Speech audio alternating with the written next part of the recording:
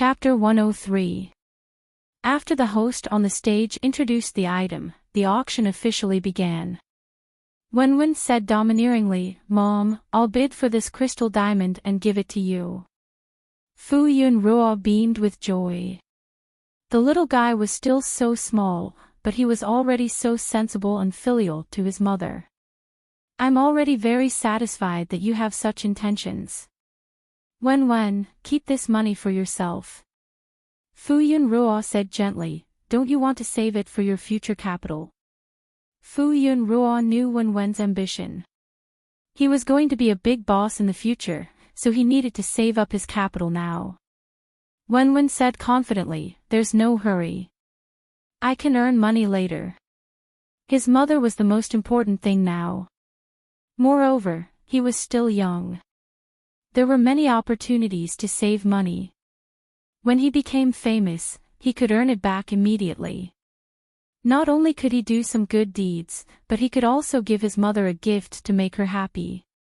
It was killing two birds with one stone. Many people were interested in this crystal diamond. After all, who didn't have a female family member? Wouldn't it be a surprise if they bought it and gave it to someone? Because this crystal diamond was pure and clear and had a large gram count, and it was personally carved by a world-famous carving master, it could be considered as one of the more expensive items in this auction. The starting bid was 500,000 yuan, and each increment must not be less than 50,000 yuan. Soon, someone bid 550,000 yuan, 600,000 yuan. 650,000 yuan. Wenwen was ready to make a move. He raised his sign high and said, 700,000 yuan, 1,500,000 yuan.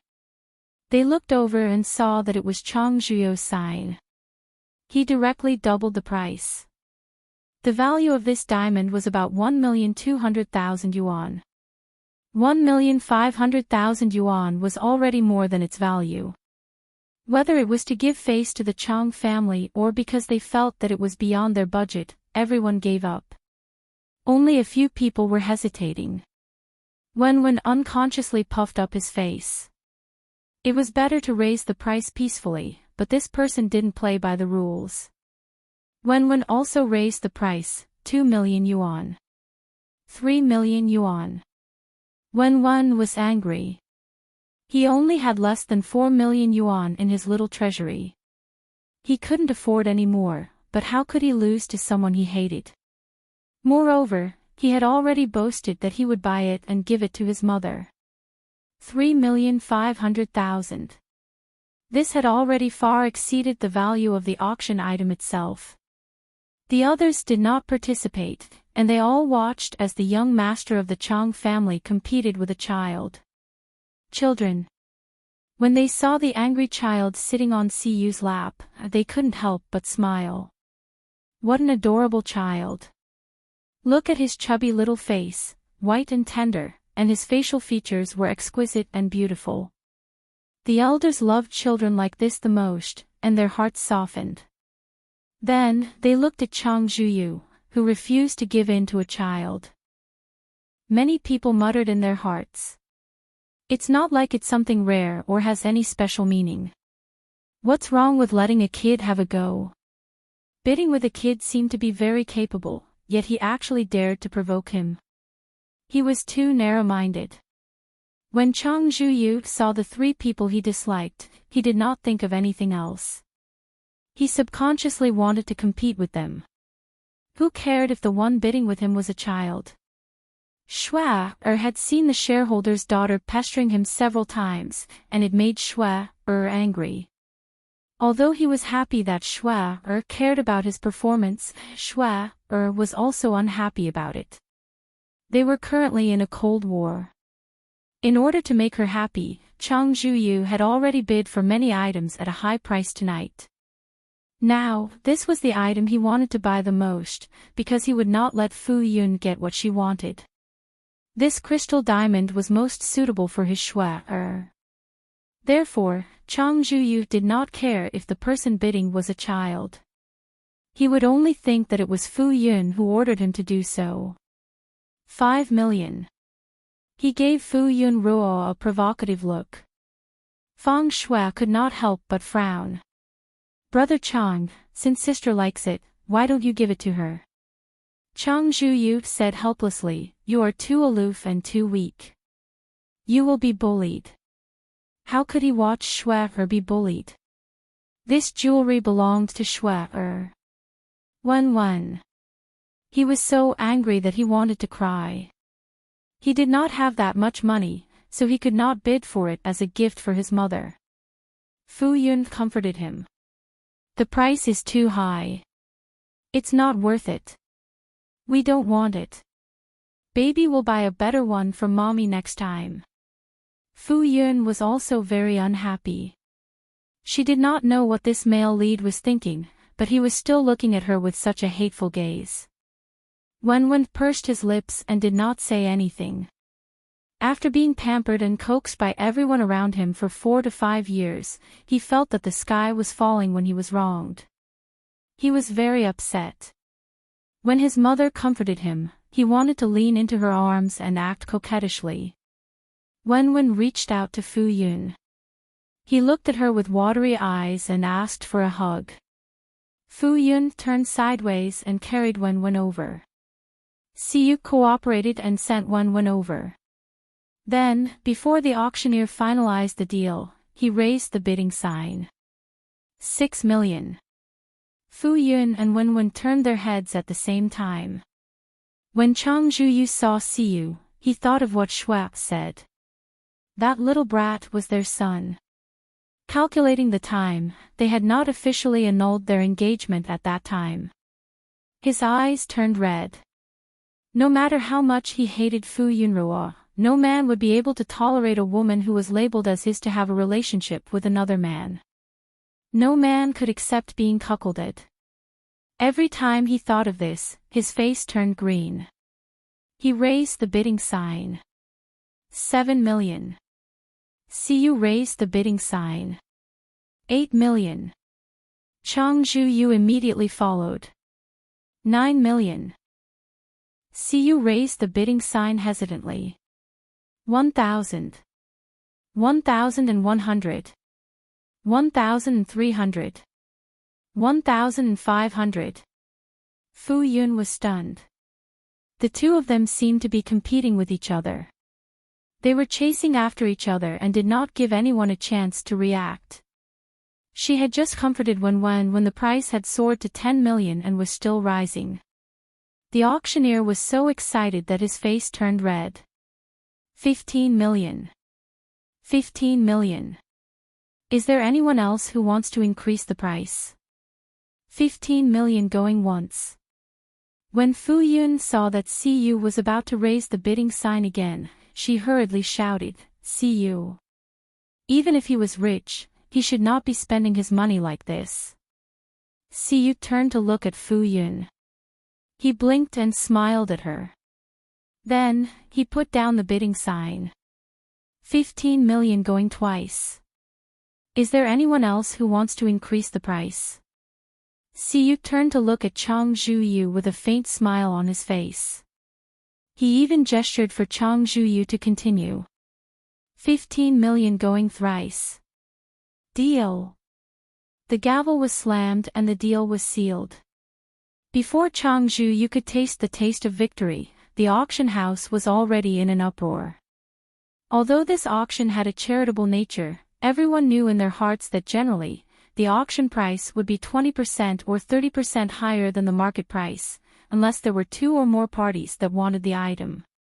Only then would they bid for it at a high price. Although this piece of jewelry was exquisite, it was not rare. With 15 million, one could customize a set of top-grade jewelry that was more expensive and better than this piece of jewelry. To bid for it at a price that was more than 10 times the original price, this person from the Chang family must have gone crazy. Siyu was the first to applaud him, celebrating that he had won the bid for the item that he wanted. Everyone else reacted and congratulated him regardless of what they were thinking. Fu Yun looked at Siyu, who was smiling sincerely. She quickly realized that he had bid for Chang Zhuyu on purpose just now to make him spend a lot of money. She could not help but laugh and secretly gave Siyu a thumbs up. Compared to buying the item at a high price, it was better to let the other party spend a lot of money. Siyu was really too evil, but she liked it. Chang Zhuyu's mind went blank. When he realized how much money he had spent, his face instantly turned ugly. Previously, he had bid for many small items at a high price. In total, he had spent 7 to 8 million. Including this, he had more than 20 million in cash. In the past, he would not have cared about 20 million at all. However, because of the company's problems recently, they had to pay a lot of money to fill the hole. Chang Zhuyu could not take out so much cash at once. If he wanted to liquidate his other assets, it would be too late. Chang Zhuyu called his assistant and asked him to transfer 20 million from the company's account to his account first. He only had about 10 million in his account, so it was not enough to cover the expenses this time. His assistant was a little hesitant. President Chang, our funds are a little tight, do what I tell you to do. Cut the crap. Chang Zhuyu said coldly and hung up the phone. Chang Zhuyu's face turned extremely ugly. He felt that everyone was whispering and pointing at him. He instantly tightened his grip on his phone. I heard that the Chang family's company is in trouble. It seems that the rumors are true. It should be a small problem. Otherwise, they would not have casually taken out 20 million. Although the assets of aristocratic families were in the hundreds of billions, most of it was in various assets, shares, and other things. Capital only accounted for a part of it. Everyone had seen the Chang family's recent troubles and guessed that they had put in a lot of money. However, even if they were short on funds, they were still a big company. No one dared to reveal anything easily. Now that the Chang family could casually spend 10 million on an item, it meant that their financial situation was not as bad as they had imagined. Feng Shui could not care less about the Cold War. Seeing Chang Zhuyu's strange expression, he asked with concern, "What's wrong?" After a pause, she said, "I don't really like these things. There's no need to waste so much money. Don't do this again." When Chang Zhuyu heard Feng Shui's words, his expression softened instantly. He said gently, "What's given to you is never wasted." The auction continued, but it was coming to an end soon. Siyu had her eyes on an inkstone from the Ming and Qing dynasties. It was the most valuable item in tonight's auction. It had been donated by an antique collector for charity, but it had only been sold for 5 million yuan. This time, Chang Zhuyu did not dare to raise his paddle casually. He was worried that Siyu would cheat him again. Tonight's spending had exceeded his expectations. If it had been in the past, he would not have had to worry about money. However, he was personally in charge of the company and knew the company's current predicament. The Chang family could not bring themselves to sell off their assets. Basically, they had used all their liquid funds to fill the hole. Recently, they had been struggling to make ends meet. When he saw that Siyu had won the auction, his expression darkened even more. Siyu was indeed his nemesis. Siyu had her eyes on the inkstone. She had bought it for Wen. After a year or two, her wrist would become stronger and she would be able to practice calligraphy. Yes, she could play with it first. There were better ones at home. Wen sat in Fu Yunruo's arms. He was comforted by his mother and saw that Siyu had stood up for him. He was in a good mood. He looked at Chang Zhuyu with a smug smile.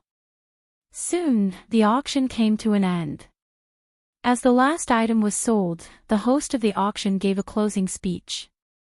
The item with the highest price was naturally the crystal diamond that Chang Zhuyu had won. The host of the banquet expressed his gratitude. Finally, everyone left. Siyu carried Wen, who was still in Fu Yunruo's arms. She even mocked her. "Little fat pig, don't you know how heavy you are? Wouldn't it be tiring for her mother to carry her for so long? Wenwen felt offended. She immediately frowned. You are the fat pig. Big fat pig. Wenwen pressed down hard.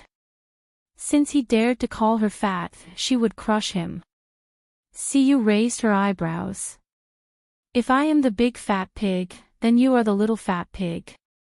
You are the big fat pig, I am not. The two of them were quarreling childishly. Fu Yunruo could not bear to watch. Were they both 3-year-old? Chang Zhuyu and Feng Shuiruo walked towards them. They were obviously waiting for them at the exit. Fu Yunruo. Siyu stepped to the side and stood in front of Fu Yunruo. He confronted Chang Zhuyu. Mr. Chang, please watch your distance. Siyu. Chang Zhuyu gritted his teeth. He clenched his fists and resisted the urge to punch him. Oh, I almost forgot. I haven't congratulated you on winning the bid. Mr. Chang, you are really a philanthropist. You donated so much money to help more people, Siyu said sincerely. Chang Zhuyu snorted. I can't compare to you. How much did you donate? Not much. I only donated 30 million yuan. Chang Zhuyu was speechless. If you don't believe me, you can confirm it with Mr. Mu, Siyu added with a smile. Chang Zhuyu stared at Siyu so hard that his eyes were about to pop out. His eyes were bloodshot. Feng Shuiruo looked at Fu Yunruo with a gentle expression. Sister, when are you going to bring Wenwen home to visit uncle? Uncle, he misses you very much. Fu Yunruo could not be bothered to talk to her. She pretended not to hear her and ignored her. Feng Shuiruo's eyes darkened. She forced a smile and said, Brother Chang was just joking with you. Sister, if you like the crystal diamond, you can have it. We don't need it. Siyu said gently and politely, if there is nothing else, please move aside. You are blocking our way. Siyu, I will not let you off. Chang Zhuyu growled. Siyu did not take it to heart. He had heard this at least 3 times. In front of him, Chang Zhuyu could only talk back. Siyu gestured for Fu Yunruo to leave from the other side first. He then followed her and left together. Sister. Feng Shuiruo was about to stop them. President Chang. A coquettish voice suddenly sounded from not far away. Fu Yunruo turned around and saw the seductive woman again. She walked over in her high heels. Before she could take a second look, Siyu put a hand on her shoulder and urged her, let's go. They quickly got into the car. Fu Yunruo could not help but look at Siyu. Why did she feel that he did not want her to interact with Chang Zhuyu and the others? Actually, she was curious about how the original plot would develop. She had been here for so many years, but this was the first time she had encountered the original plot. Siyu did not say anything and asked the driver to send them back. It was almost 11 o'clock. It was past Wenwen's usual bedtime. Wenwen Ruo fell asleep as soon as he got into the car. Mom. Wenwen Ruo's eyelids could not open. He called out softly, sounding a little disappointed. He had promised to give his mother a gift, but he had not kept his word. Fu Yunruo patted Wenwen Ruo's body rhythmically. Mom is here, baby. Mom loves Wenwen the most. I love you too. Wenwen Ruo's voice had just finished when his mother patted him rhythmically. His consciousness slowly became blurry and he fell asleep. Fu Yunruo patted him for a while. She only pulled her hand away when he fell asleep. Did you really donate 30 million yuan? Fu Yunruo asked curiously. Siyu nodded. Mr. Mu is a real philanthropist. We often work together. His family had a foundation dedicated to charity. Fu Yunruo sighed. She felt that the money she had donated was not even a fraction of what the other party had donated. However, charity should be done within one's means. No matter how much one donated, the intention was the same. Siyu Ruo and Fu Yun Ruo did not speak anymore. It was very quiet in the car, and only soothing music could be heard. The car arrived at the hotel garage. Siyu Ruo got out of the car and gently carried her into the elevator. Fu Yun Ruo paid attention to Wen all the way. He was lying on Siyu's shoulder, with one side of his face pressed down. His small mouth was slightly open and he was sleeping soundly. Fu Yun Ruo's heart swelled just by looking at Wen. When they reached the door, Fu Yun Ruo found the room card and opened the door. She then inserted the room card and the soft light turned on. Siyu carried Wen into the room and carefully placed him on the bed. Fu Yun Ruo turned on the air conditioner, then went into the bathroom to get a basin of warm water and took out a small towel. She whispered, "He has been outside for a whole day in such hot weather. He is sweating all over. Wipe him and make him feel more comfortable." The little guy was sleeping soundly. It would be too noisy to bathe him and wake him up. It would be better to wipe him with a wet towel. Siyu Ruo also lowered his voice. "Let me do it." Fu Yun Ruo glanced at him and did not refuse. She handed the small towel to him. Siyu wrung the wet towel. Fu Yun Ruo saw that he was wringing it so dry. She hurriedly said, "You don't have to wring it so hard. If it is too dry, it will be uncomfortable if you can't wipe it." Siyu wet it again and wrung it gently. This time, it was still wet. Finally, under Fu Yun Ruo's instructions, he wrung out a suitable dry and wet towel. Fu Yun Ruo had already gently removed Wen's small suit, revealing his fair and soft little body. It was obvious that it was Siyu's first time doing such a thing. He was a little clumsy. He had already carefully wiped Wen's back and hands, but it was obvious that Wen was still uncomfortable. He furrowed his little eyebrows and looked very unhappy. Siyu moved even more gently. Not long after, Wen's little eyebrows relaxed. Fu Yun Ruo tilted her head and looked at Siyu's focused expression. She suddenly felt that it was actually quite good for Wen to have a father. After Siyu wiped Wen's entire body, he practiced changing him into pajamas. As he was afraid of waking the child up, his whole body was tense and his movements were very careful. After taking care of the child, Siyu's back was already drenched in sweat. Fu Yun Ruo went forward and covered Wen with a blanket. "Let's go out." Siyu carried the basin out and poured the water. After leaving the room, Fu Yun Ruo heaved a sigh of relief and her tone returned to normal.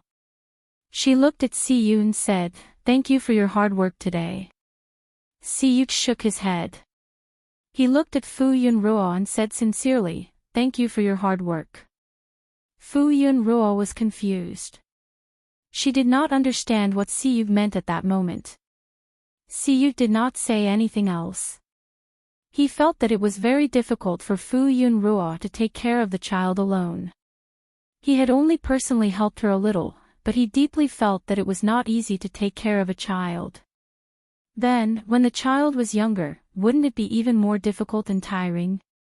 Siyu was both grateful and heartbroken. He regretted that he did not check on her situation. If he had found out earlier, he could have helped take care of the child earlier.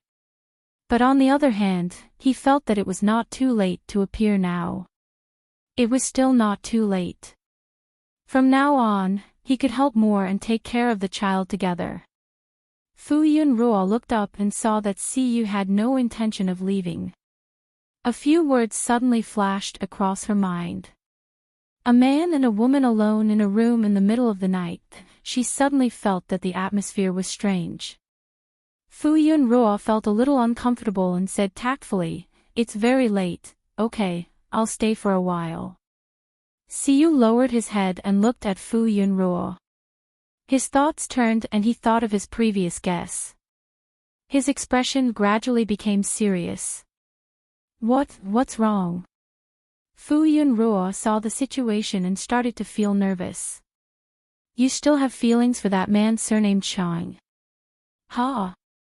Siyu frowned and said, in the past, it was fine if you had poor taste. That was because you didn't have enough outstanding men by your side. Now, you have a man surnamed Chang by your side who is better than him in all aspects. You should focus on your side. Siyu was just short of directly saying, look at me, look at me, look at me. I'm the one who deserves to be liked the most. No, did you misunderstand something? Fu Yunruo reacted and did not know whether to laugh or cry. Since when did I have feelings for him? God, where did this misunderstanding come from?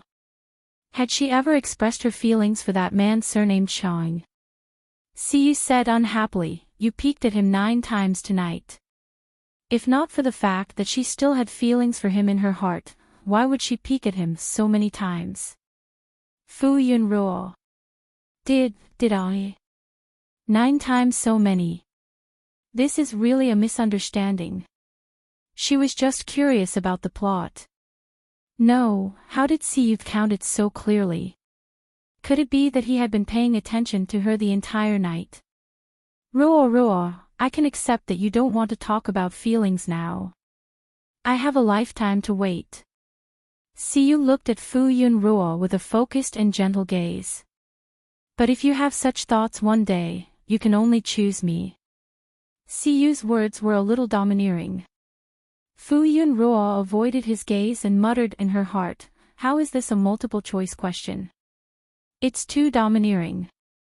Fu Yunruo avoided this topic. It's very late. I want to rest. Siyu did not want to push Fu Yunruo too hard. He originally thought that he could take it slow, but now, when she looked at another man, he was extremely concerned. He was a little impatient. How could he stand by Fu Yunruo's side in a justifiable manner? Siyu was thinking about how to declare his ownership. Ruo, remember this. No one can force me to do anything. It's only up to me whether I'm willing or not. Then, Siyu changed the topic. Of course, now, someone can force me. I will listen to her. Fu Yunruo's heart was flustered when she heard this. She hurriedly said again, I'm tired and want to rest. Good night. Then, she quickly rushed into the bathroom and locked the door. Siyu did not know whether to laugh or cry. He walked over and knocked on the door. There was no movement inside. Siyu smiled and said, good night. Then, he turned around and left. Fu Yunruo heaved a sigh of relief when she heard the door open and close in the bathroom.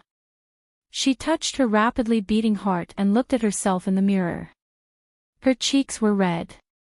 Fu Yunruo could not help but touch her face.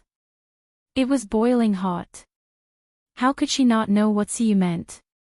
He said that no one could make him compromise. He confessed to her that he wanted to be with her because he liked her, not because of the child. The meaning behind his words was that he would listen to the person he liked and do whatever she asked him to do. Fu Yunruo did not know what she wanted. Her plan had been forcefully interrupted by Siyu and she was at a crossroads in her life. Originally, she had already planned to raise Wenwen wholeheartedly and not get married again. She felt that being alone was quite carefree. Now, she had the ability to earn money and live a good life. In the future, she could let go of her child and let him fly away to explore the world. She could travel all over the world, taste all the delicacies in the world, and enjoy all the beautiful scenery in the world. This kind of life would be very happy. In the future, when she was old and her child had a family and career, she could return to the village, rent a piece of land, and continue to raise flowers. But now, a handsome man with a good figure and a good personality wanted to be with her. Most importantly, he was the child's father. Fu Yunruo was shamefully moved, but she was also a little conflicted. She did not know what she was hesitating about. Perhaps she did not dare to take this step easily. Forget it. It was better not to think too much. Looking at Wenwen's attitude, it was still awkward.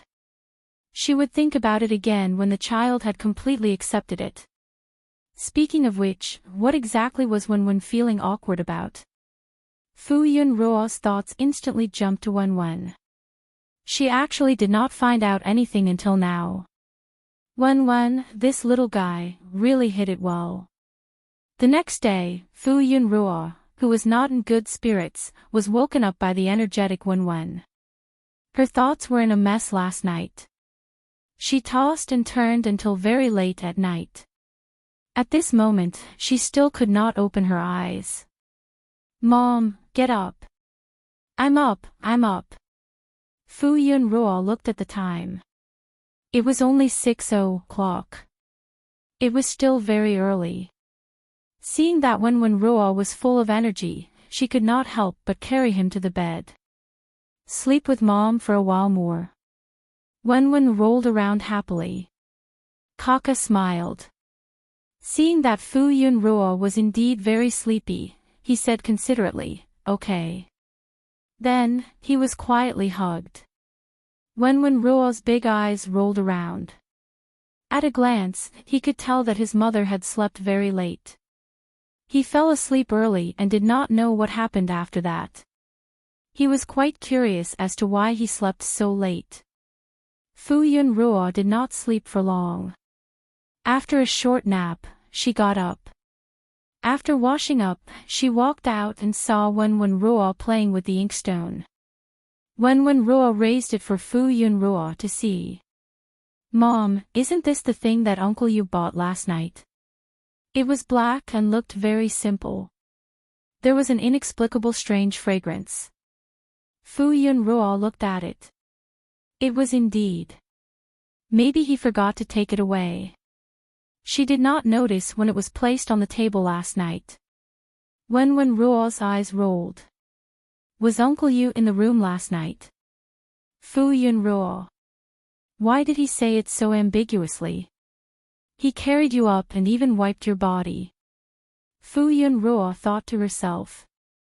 She did not have that much strength to carry the child up so easily. Chapter 104.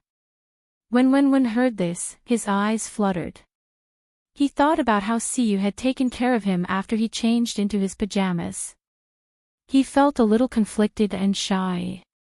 Alright, since he had taken care of him, he would not be calculative about the fact that they had been together behind his back. Wenwen rubbed his stomach and said in a childish voice, "Mommy, I'm hungry." Hence, Fu Yunruo asked the hotel staff to send breakfast up. There were also non-professionals staying in the hotel. In order to avoid trouble, they asked for breakfast to be sent to their rooms. The two of them finished their breakfast and stayed in the room. Wenwen's scenes were scheduled in the afternoon. They had nothing to do in the morning, so they were too lazy to go out for half a day. It was too hot outside, so it was more comfortable to stay under the air conditioner. Wenwen leaned on Fu Yunruo and acted coquettishly. "Mommy, let me play with my phone." Fu Yunruo was cold and heartless. "No, children can't play with their phones. It'll hurt their eyes." "I'm not a child, I'm a big friend, Mommy, let's play for a while." Ever since Yuan Xan had set up a social media account for Wenwen, he was no longer the Wenwen who looked down on electronic products. He could not help but want to see how many more fans he had. He wanted to see their comments. It would be best if he could interact with them. However, his mother kept a close eye on him and did not let him come into contact with too many electronic products. He was itching every day, but he did not dare to secretly buy a phone himself. He could only act coquettishly with Fu Yunruo so that she could let him play with her phone. Furthermore, there was something he was curious about now. He wanted to know the netizens' attitude towards his first movie. He really wanted to see it. Do you recognize all the words? Do you understand the meaning? He had to look at the comments. Could he understand it? Wen's eyes turned. It's precisely because I don't understand it that I have to look at it. If there are words that I don't understand, I can look it up in the dictionary or Baidu to learn it. Fu Yunruo. What he said seemed to make sense. Wen blinked. Fu Yun could not help but poke his forehead. Nonsense. However, she still gave him the phone. You can only play for 30 minutes. You can't put your head so close to the phone. Wen was happy to see Fu Yun relenting, but when she heard that it was only 30 minutes, she bargained, 1 hour, 30 minutes is too short. Fu Yun glanced at him, 20 minutes. Wen. How can you bargain like this? He hurriedly said, 30 minutes it is. He would go and act coquettishly after checking the time. There was a knock on the door. Fu Yun looked through the peephole and saw Siyu standing at the door. Fu Yunruo's mind replayed Siyu's words from last night. Her heartbeat quickened uncontrollably. She took 2 deep breaths to calm herself down before opening the door. Morning, Siyu said with a smile. He was wearing a set of sportswear today, and he looked much younger and more energetic. Morning. Fu Yunruo stepped aside to let Siyu in.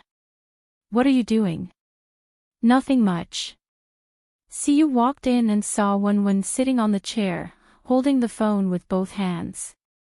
His head was slightly lowered as he focused on the screen. His short hands were tapping on the screen from time to time.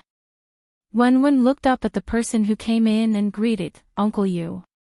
Then he lowered his head and continued to play with his phone.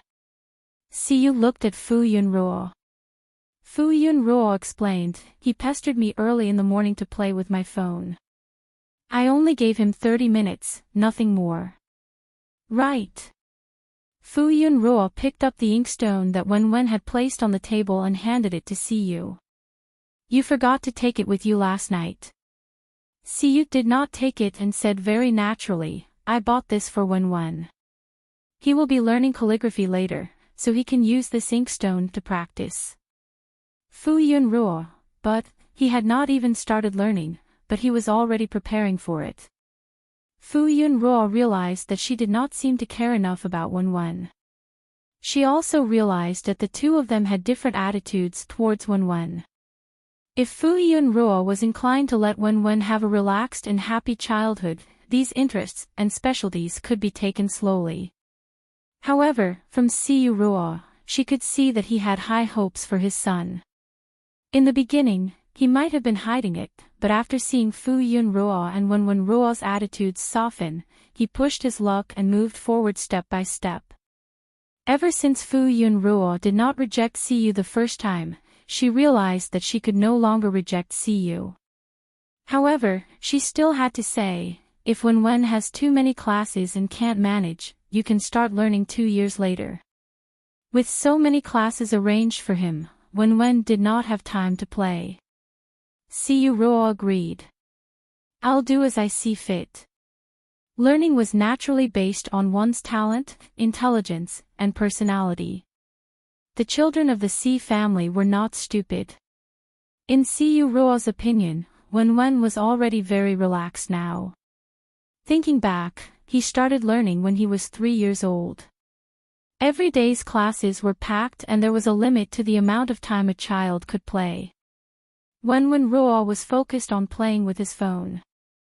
He did not know that his parents had already discussed his class arrangements for the next few years. He was overjoyed when he saw that his number of fans was still increasing. Ever since the first post was published according to his wishes, Uncle Yuan used his account to send out a few messages. One of them was to forward the trailer of the upcoming sci-fi film. The netizens had sharp eyes and quickly realized that Wen Ruo was not the one operating the account. They were not surprised because the child was still young and probably did not even know how to read. How would he know how to manage an account? At first, they thought that it was Wenwen's mother, who was also Fu Yunruo, who was managing the account. However, they quickly found out that it was Yuan Xian's team. Alright, their little idol could only take over the account when he was 18 years old. It was okay, they would wait for him to grow up. Ever since the production team highlighted that he was in the film and praised him by the film critics, his number of fans increased slightly. At this point, he already had more than 20 million fans. Wenwenruo looked at the comments happily. He then went to the hot comments and looked at the paragraphs that praised him. He was even happier. Fu Yunruo and Siyu were talking and did not notice the time. When she noticed, 35 minutes had already passed. Fu Yunruo went over to remind Wenwen, "Time's up.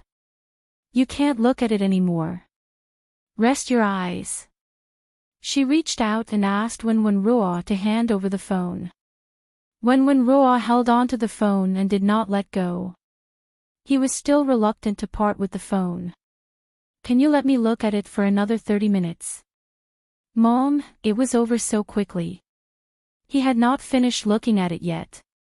Wasn't time passing too quickly? Wenwen. Fu Yunruo dragged out her voice. She had a heart of stone. Wenwenruo had no choice but to return the phone to Fu Yunruo. He was fuming. Fu Yunruo did not care about his little temper. Since they had agreed on 30 minutes, then 30 minutes meant 30 minutes. There was even an extra 5 minutes just now. Siyu saw that Wenwenruo was unhappy and said, "Wenwen, do you want to go out with me?" From Siyu's point of view, children played games because they had nothing to do. When there were so many things to do, how could they have time to think about the phone? There was still too little homework. However, now that they were in the hotel, Siyu thought about how hard it was for him to film, so she gave up the idea of calling the teacher over to teach him. Wenwenruo blinked his eyes and did not say anything. Go out for what? He was not going out with Siyu. Wouldn't he lose face? Siyu bent down and whispered in Wenwen's ear. Wenwenruo, who did not care at first, immediately pricked up his ears when he heard Siyu's words. Fu Yunruo looked over and was curious. What were these two people talking about so mysteriously? After Siyu finished speaking, he smiled and asked, "How about it? Do you want to go out with me?" At this moment, Wenwenruo did not hesitate and said, "Yes." He jumped off the chair and said impatiently, "Let's go out." He rushed into the suite and ran out in a short while. He stood beside Siyu and said, "Let's go."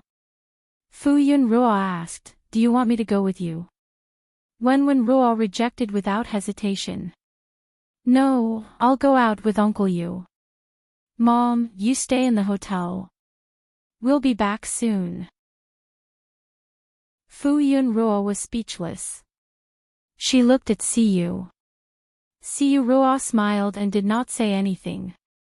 She could only remind him, "Be careful. Don't be recognized. Don't worry. We'll definitely disguise ourselves before going out." Siyu brought Wenwenruo out of the room. Fu Yunruo saw them go to Siyu's room opposite and then close the door. Fu Yunruo did not follow them. She was puzzled.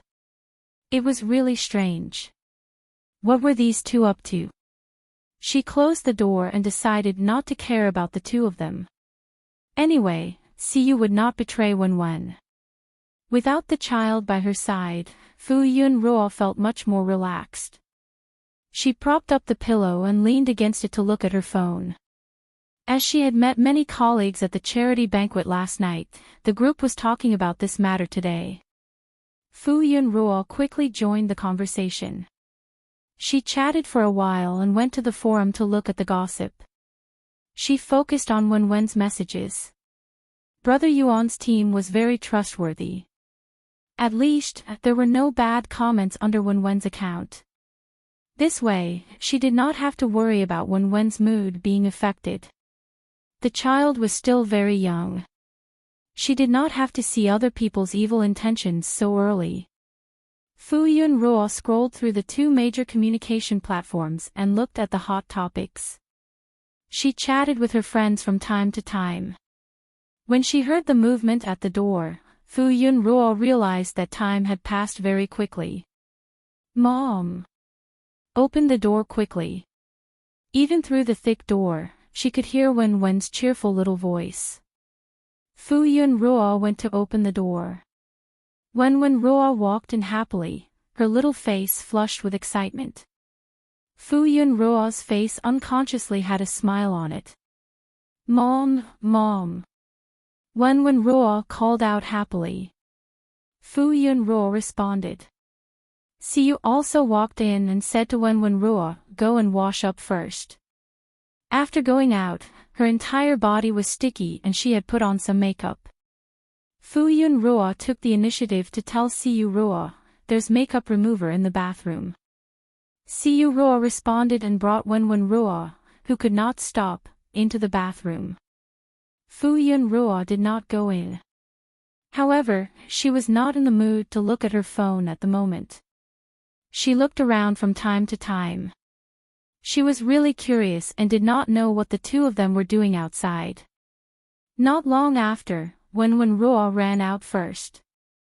Her little face was flushed red. She ran to Fu Yunruo happily and stood in front of her. She raised her little head and put her little chubby hands behind her back. "Mom, guess what I brought you?" Wenruo looked at her with sparkling eyes full of anticipation. Fu Yunruo saw that he was so happy. She thought about it and remembered that Wenruo had wanted to buy her an accessory last night but did not succeed. He was unhappy for a long time. She instantly guessed that Wenruo did not allow her to follow Siyu on this trip. He must have bought her a gift. However, she could not show that she had guessed it immediately. Fu Yunruo pretended to think for a moment and then said in distress, "What should I do? Mom can't guess." Wenruo's eyes became brighter. "Guess again. I'll give you a hint. It's very exquisite and beautiful." Fu Yunruo pondered for a moment. It's really too difficult for Mom. I really can't guess." Wenruo was helpless. Alright, his mother was really too stupid. He excitedly stretched his hand forward. "Look!" Wenruo's fair and chubby hand was holding an exquisite box the size of his palm. Fu Yunruo said happily, "Is this for me?" Wenruo nodded and looked at Fu Yunruo expectantly. "Quickly open it and take a look." Fu Yunruo opened the small box and an exquisite diamond necklace came into view. She exclaimed in surprise, "It's so beautiful." In the thin platinum necklace, there was a four-leaf clover-shaped bluish-purple diamond hanging in the middle. It was emitting a mysterious glow and was elegant and charming. Seeing Fu Yunruo's extremely surprised expression, Wenruo's small chest puffed up even higher and he squinted happily. Fu Yunruo was really surprised. She felt that this necklace was much better than the one at the auction. "I chose it myself. I like it very much." "Thank you, baby." Fu Yunruo was so touched that she wanted to cry. Her baby was really too good. She could not help but hug Wenruo and kiss his chubby cheeks a few times. "I like it very much." Wenruo was kissed and he held his face shyly. His mother was too clingy. What could he do? He could only pamper her. Wenruo's eyes were bright and resplendent. Since his mother liked it so much, it was not in vain for him to put aside his awkwardness and go out with Siyu. "Wenruo, can you help Mom put it on?" "Okay." Fu Yunruo did not wear a necklace around her neck, so she just put it on. Wenruo picked up the necklace and tiptoed to help Fu Yunruo put it on. Fu Yunruo was very cooperative as she lowered her body and head. No matter how nimble Wenruo's little chubby hands were, it took him a lot of time to press such a small hole. However, not long after, Wen put it on for her. Fu Yunruo touched the necklace and kissed Wen Ruo's cheeks again. Her heart was full and she was extremely touched. Raising this son of hers was the right decision. Baby, mommy loves you so much. Wen Ruo was so shy that he blushed. He wanted to be more reserved, but he could not hide the big smile on his face. I love mommy too. Siyu Ruo walked out and saw the mother and son sticking together. When Fu Yunruo saw Siyu, she could not help but show off. Look, this is a gift from Wen. Siyu Ruo looked at Fu Yunruo's blissful smile and the corners of his lips curled up.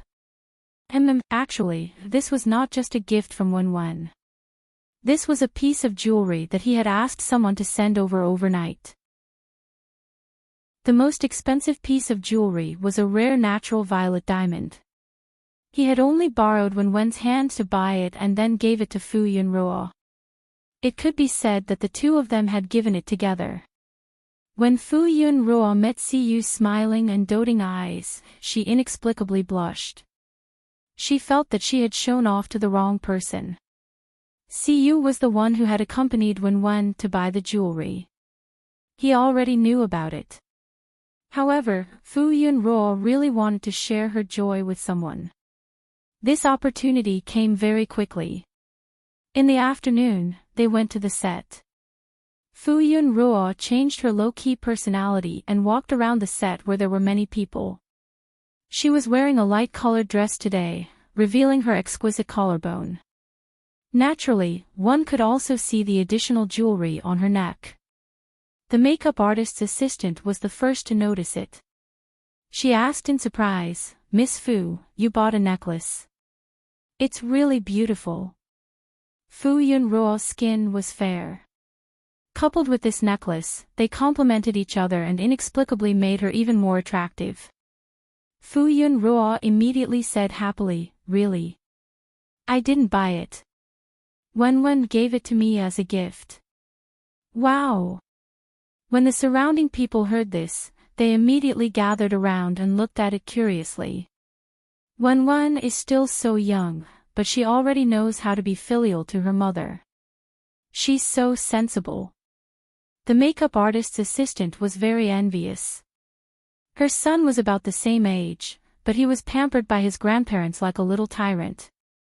Not to mention being considerate to his parents, if he did not do as he pleased, he would turn the world upside down. Other people's children were really enviable. Every time the assistant wanted to educate the child, she would be stopped by her in-laws. This time, she was determined to change the child's personality. Otherwise, it would be difficult in the future. It's so beautiful. Wen is so awesome. Fu Yunruo was extremely happy to be praised. She also thought so in her heart, but she said modestly, the little fellow is still very mischievous sometimes. Soon, everyone in the set knew that Wen had given her mother a very exquisite and beautiful necklace. She was a very filial child. Fu Yunruo's vanity was greatly satisfied, and then she decided to return the gift to Wen. She also loved the child very much. But what should she give the child? The child was still young, and it was not convenient to give a necklace and other jewelry. Fu Yunruo thought about it and decided to cook a big meal for the child. She had not cooked a big meal for Wen for a long time. Coincidentally, Wen had been working hard from filming, so she wanted to nourish her. Hence, after Fu Yunruo confirmed with Siyu that he would keep an eye on Wen, she left the set first and returned to the hotel to borrow the kitchen to borrow some ingredients. Originally, Fu Yunruo thought that she would need to spend some time to discuss before she could borrow the ingredients, but she did not expect the hotel to agree so easily. When Fu Yunruo was busy in the kitchen, not only did the chef help to prepare the ingredients, but the head chef also came over to take a look and give her pointers. Fu Yunruo thought to herself that this was indeed a 5-star hotel. The service was so good and considerate. Fu Yunruo also booked a private room in the hotel and told Siyu that they would go to the private room when they returned. In the evening, when they returned from filming, Wenwen followed Siyu into the private room. He sniffed and smelled a familiar fragrance. He immediately said happily, "Mom made it." Wenwen ran over happily and climbed up the chair quickly. He looked at the dishes on the table that were still covered with lids to keep them warm. He reached out and lifted the lid. The rich fragrance wafted over. It was the familiar sweet and sour pork ribs. Wow! Wenwen Ruo was overjoyed. He quickly turned the glass turntable. He wanted to see what was on the other plates. Siyu had a helpless smile on his face. Fu Yunruo quickly came in with 2 waiters behind her. They brought in a pot of rice and a bowl of soup. She was also holding a dish in her hands. Chapter 105. Mom. When Wenwen saw Fu Yun, he jumped off the chair happily and ran to Fu Yun's side. Fu Yun hurriedly lowered her head to look at him, taking care not to bump into him. Wenwen was like a little tail, following Fu Yun eagerly. She could feel Wenwen's liveliness and joy just by taking a few steps.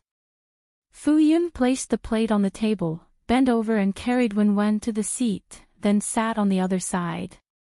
The waiter opened the lids one by one, then took them away and left the private room. Wenwen swung his short legs and looked up at Fu Yun. "Mom, these are all my favorite meat."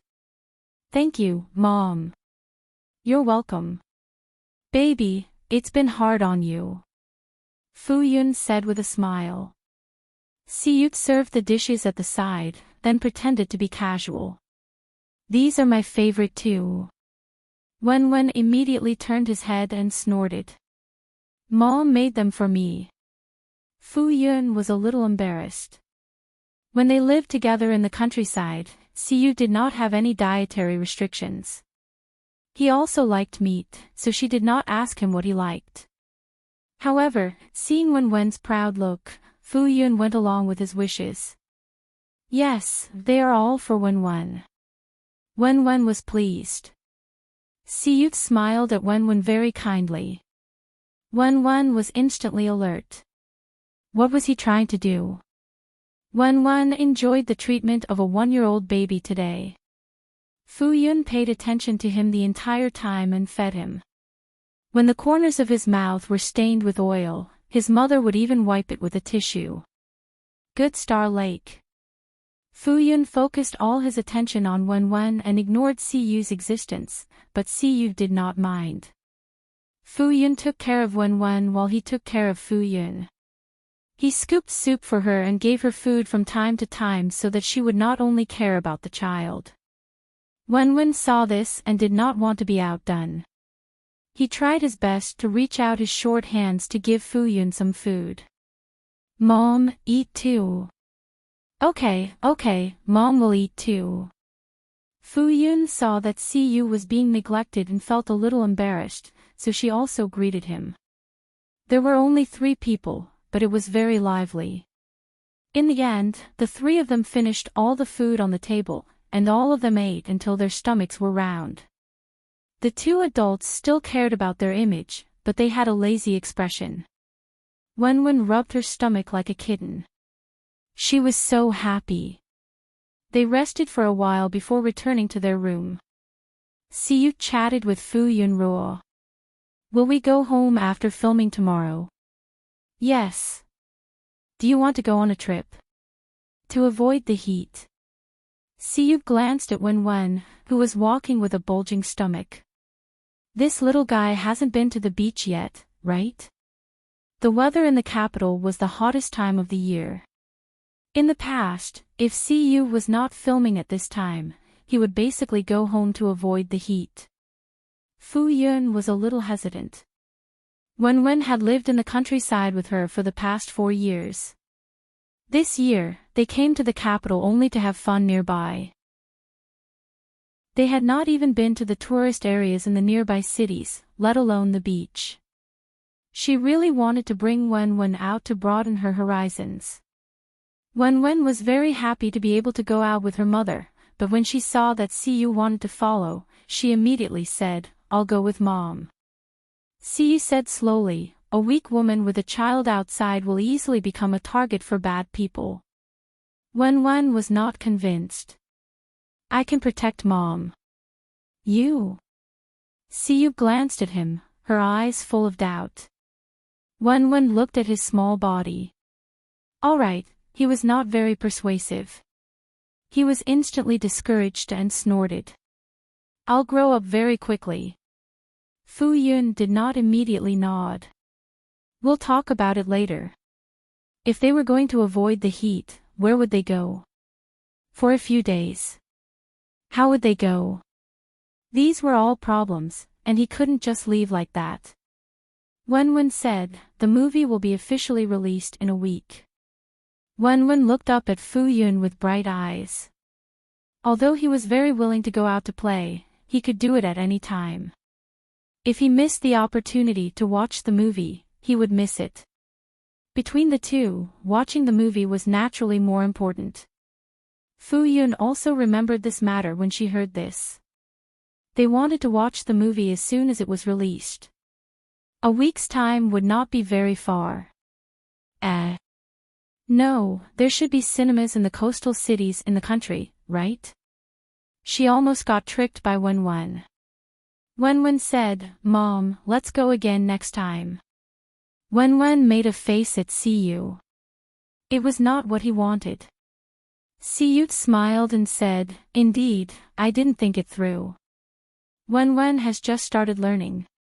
If he slacks off, he will probably have learned for nothing." Wen was extremely indignant. He did not have the memory of a goldfish. How could he forget what he had learned?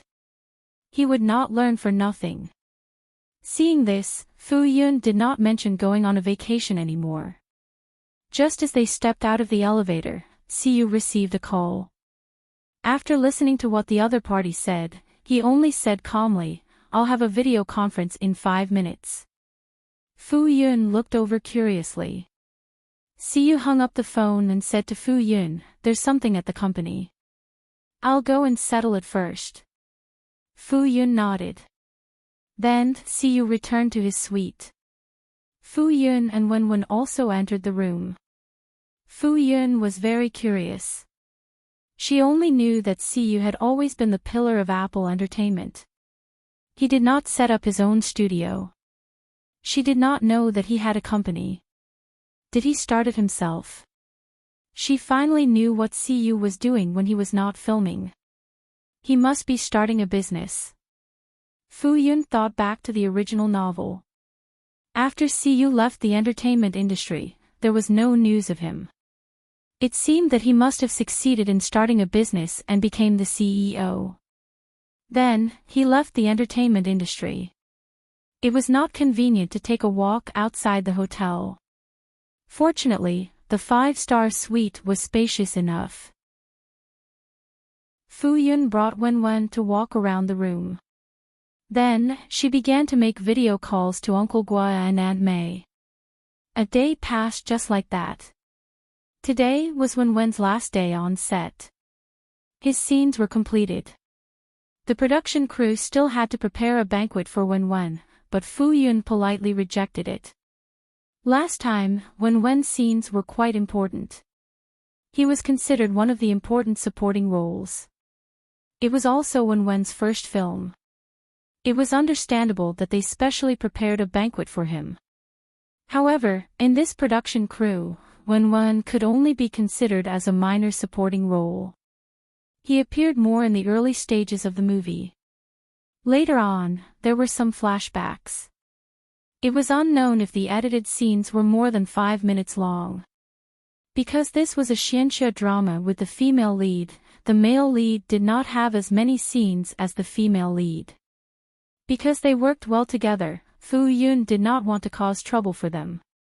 The director looked at Siyu and Fu Yun and asked for their opinion.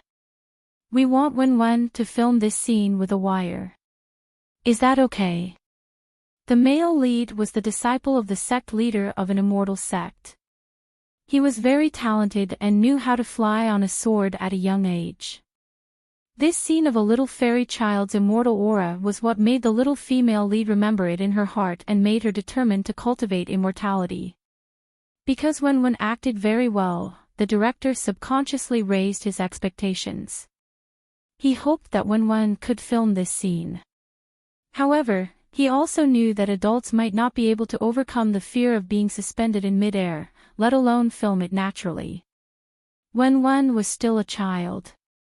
Moreover, there was a certain degree of danger in hanging from a wire, so the director first asked for the adults' opinions. Fu Yun rejected it at first. Even if she had never acted before, she had eyes to see. This was a xianxia drama. There were many people hanging from wires and flying around. Even if they did not complain, after being suspended in mid-air for half a day, they walked a little unnaturally after coming down.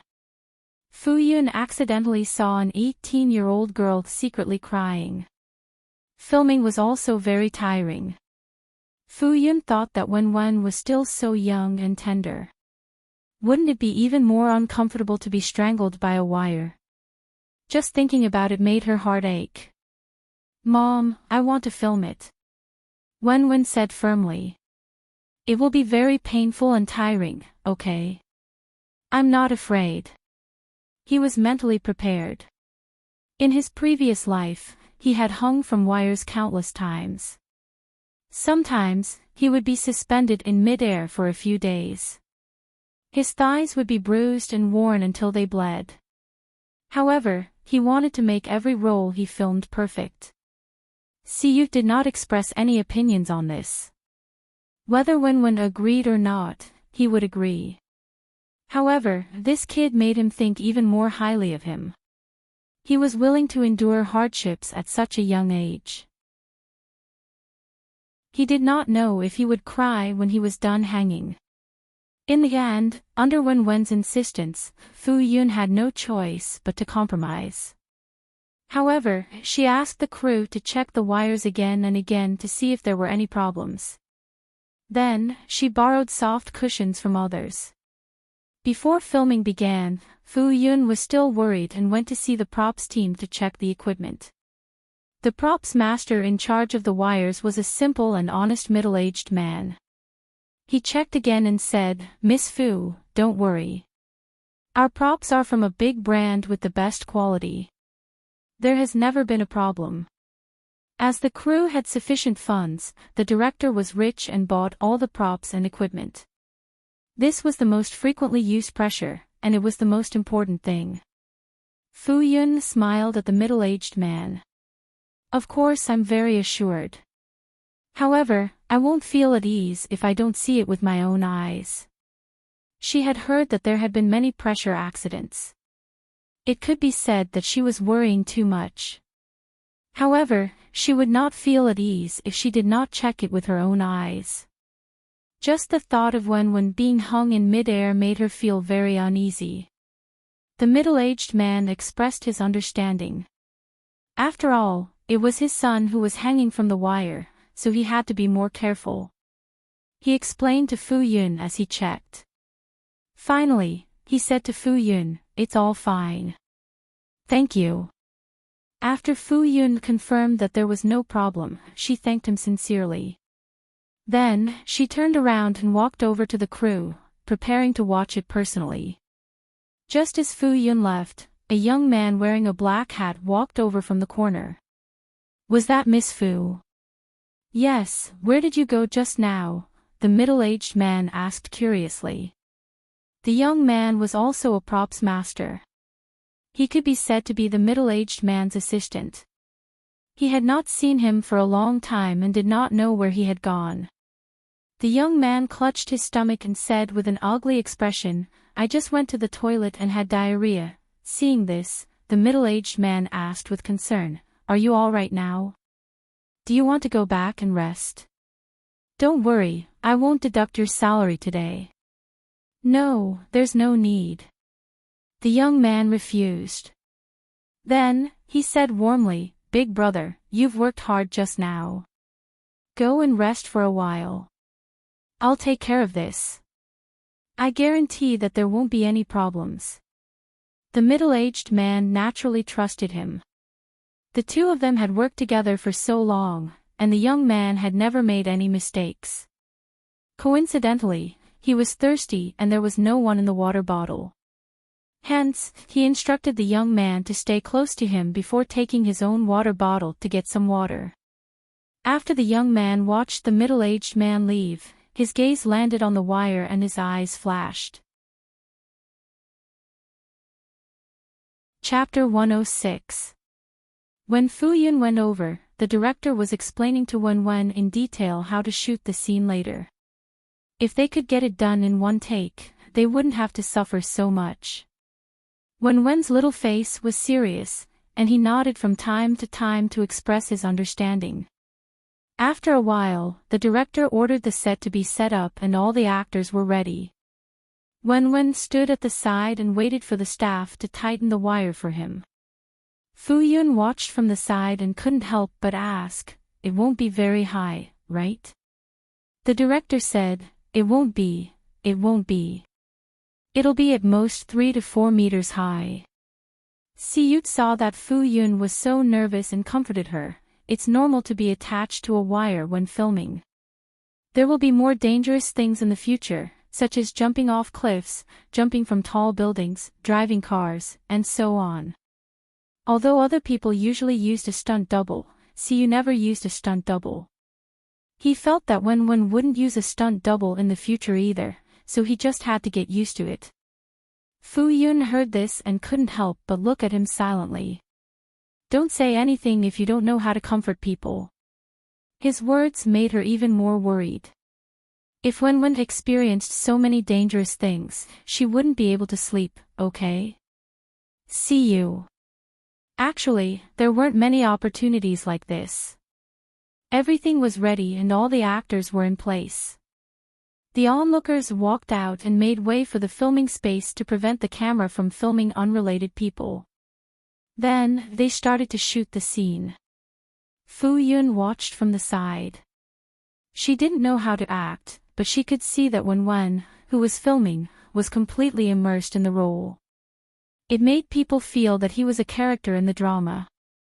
No wonder the director thought so highly of Wen. Some people were born to be in this bowl of rice. The wire lifted Wen up slowly from a low altitude until it stopped at a height of 3 meters. Wen had been pampered for many years and was no longer the person who had suffered so much in her previous life. He realized that he had become weak. When he was lifted up just now, he only felt that his body was very tight and he felt very uncomfortable all over. The first time, he wasn't prepared and didn't control his expression well. The director shouted, "Cut," and then quickly put him down. Fu Yun couldn't help but run over. Wen was disappointed that he failed on his first try, but he still comforted her, "Mom, I'm fine." Fu Yunroa wanted to say that they should stop filming. Her heart ached when she saw Wen, but she couldn't bring herself to say it. Siyu pulled Fu Yunroa's hand and said, "Let's go." From the moment the wire pulled him up, he was the disciple of the immortal sect's master, a true genius. The gentle wind lifted him up. The moment he flew forward, his pure white Taoist robe fluttered, and he looked like an immortal descending. Even if the protagonist was a child, everyone present was subdued by his aura. After Wen finished his lines, the director was silent for a moment and shouted, "Cut." He was extremely excited. He never expected that Wen would perform so well. This scene was really great. It would definitely become a classic. The director looked at the return interview excitedly. Wen was hanging up and didn't hear the director speak. He didn't know if it had passed. He turned his head to look and his small body swayed. Fu Yun had been paying attention to Wen. Although she was also mesmerized by the scene just now, she was more concerned about Wen, so she quickly came back to her senses. She saw that Wen had been hanging up and his small body was uncomfortable. She quickly shouted, "Quickly put Wen down." Only then did the others react. "Yes, quickly put him down." However, before the middle-aged man could start, one of the steel wires hanging on Wen suddenly broke. Wen's body tilted and his entire body swayed. The other steel wires also broke quickly. The small person accidentally knocked over a fallen flower pot on the balcony and fell straight down. Fu Yun's pupils suddenly constricted. She was so frightened that she stopped breathing and her mind went blank. She ran over like the wind and instantly appeared below Wen with her hands open. However, in the next moment, a pair of hands pushed Fu Yun away. The person behind her took her position and raised his hands to steady himself to reduce the impact. There were two cracking sounds, as if they heard the sound of bones breaking. At the same time, the tall body was also brought down by the remaining impact and fell to the ground with a thud. This happened in an instant. The others didn't react at all and were stunned by this unforeseen event. "Ah!" Someone suddenly screamed, breaking the silence in an instant. "Ah, ah, ah!" Some of the timid staff and actors screamed one after another. The scene was in chaos. Fu Yun fell to the side and sat down. Her mind was blank as if she had lost her soul.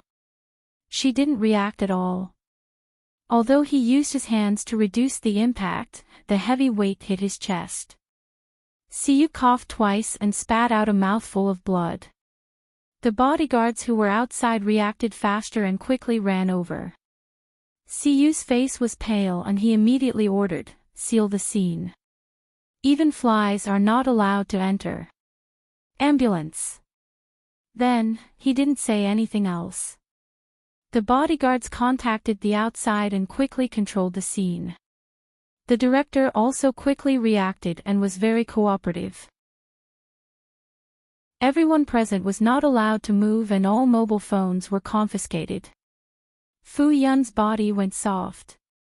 She stared blankly at the big and small person smashed together. Her teeth were chattering and she was extremely frightened. When Wen discovered that the steel wires had broken, he realized that something was wrong. However, all the steel wires broke too quickly and he didn't have time to remind her. When he fell, he thought that his mother would definitely be sad. If something happened to him, Siyu would still be with his mother. Wen closed his eyes and waited for the pain to come. However, when he felt that he had landed, he realized that although his body was in pain, he didn't lose consciousness. The ground wasn't soft, but it was warm. Wen opened his eyes and saw a thick chest very close. Only then did he realize that he was being protected tightly. He had been caught by someone. And the person who had caught him despite the danger was Siyu, Mom. Wen muttered. Fu Yun quivered and her consciousness returned. She reached out her trembling hand and didn't dare to touch him. How could this be? She had been very careful to check him again. Why did this happen? Wen. Siyu, Fu Yun couldn't stop trembling. Roar, don't be afraid. We're fine. Siyu tried his best to comfort her. He knew that he must have scared Fu Yun. Fu Yun tried her best to stay rational. Help. Ambulance, she wanted to help, but she knew that people with internal injuries couldn't move their bodies freely. Fu Yun didn't dare to touch them. They'll be fine. They'll be fine. Yuan Xan rushed over with the other bodyguards. He happened to be nearby and the bodyguards contacted him immediately. At the same time, the ambulance also arrived.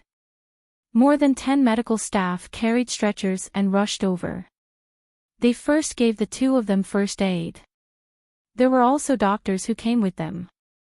They only felt relieved after confirming that the patients' lives weren't in danger. However, it was still not optimistic. They moved Wen onto the stretcher very professionally and carefully. Then, they carried Siyu onto another stretcher and left quickly. Fu Yun finally regained her strength and left with the stretcher. Before leaving, Fu Yun looked at Yuan Axian. Brother Yuan.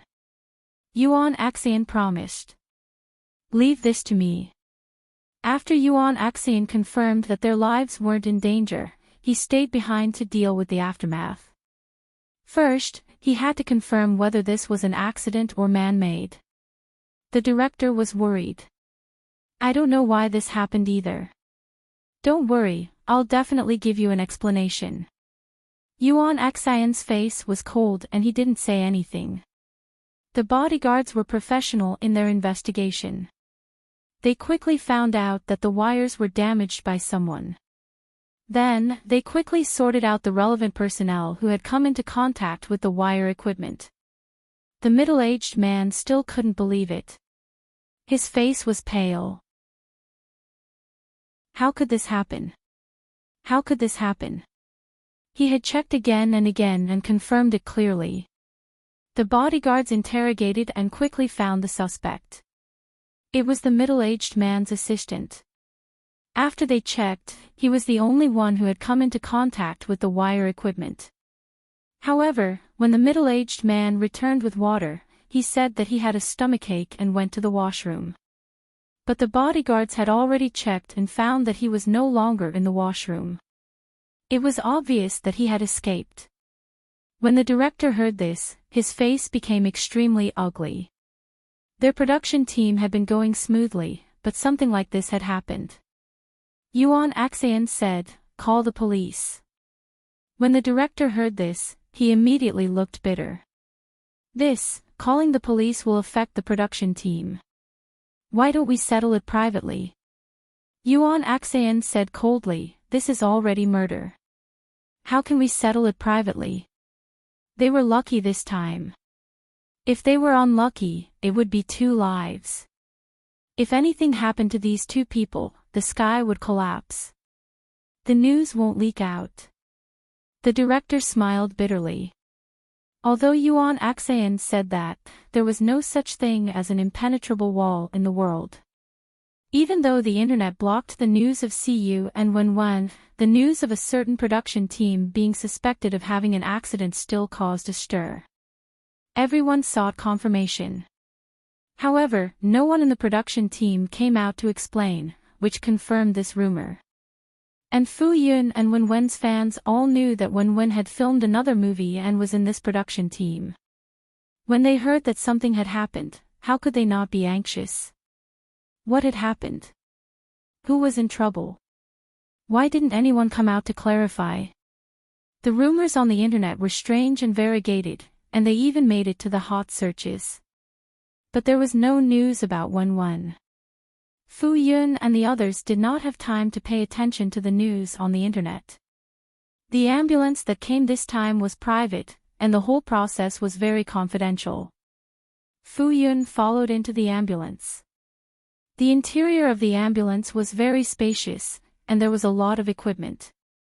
It could be said to be a small operating theater.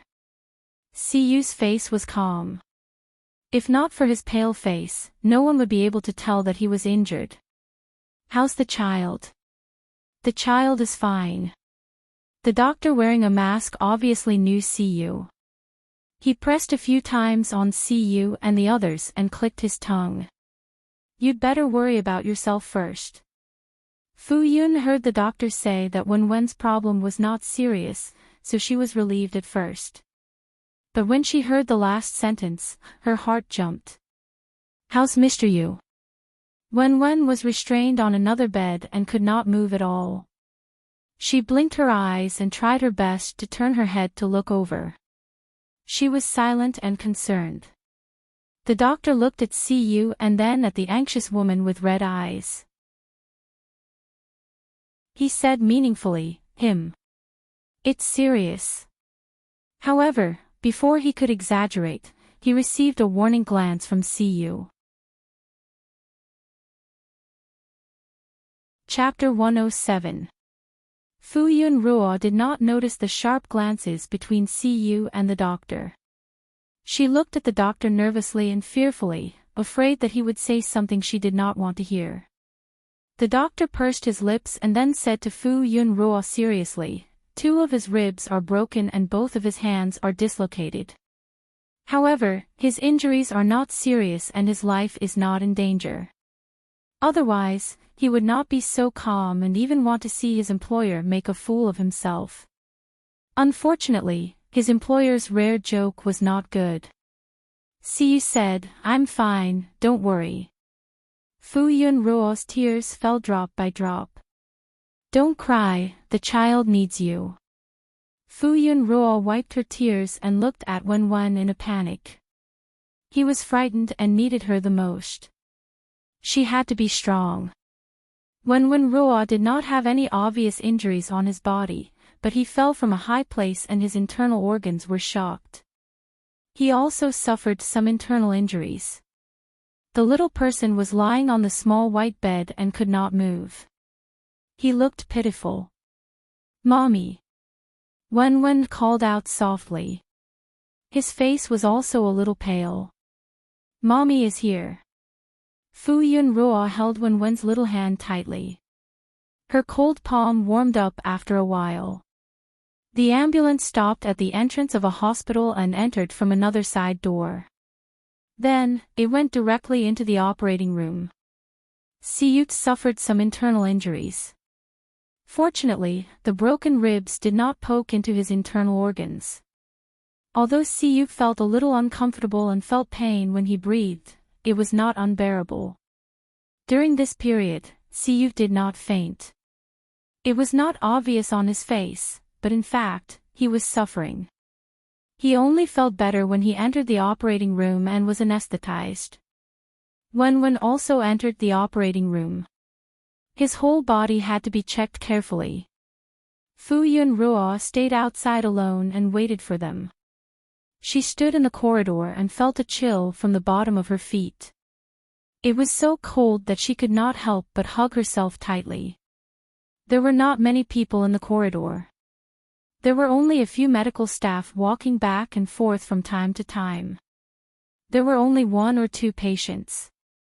However, when the patient saw her, he only took a few more glances and did not go forward to disturb her.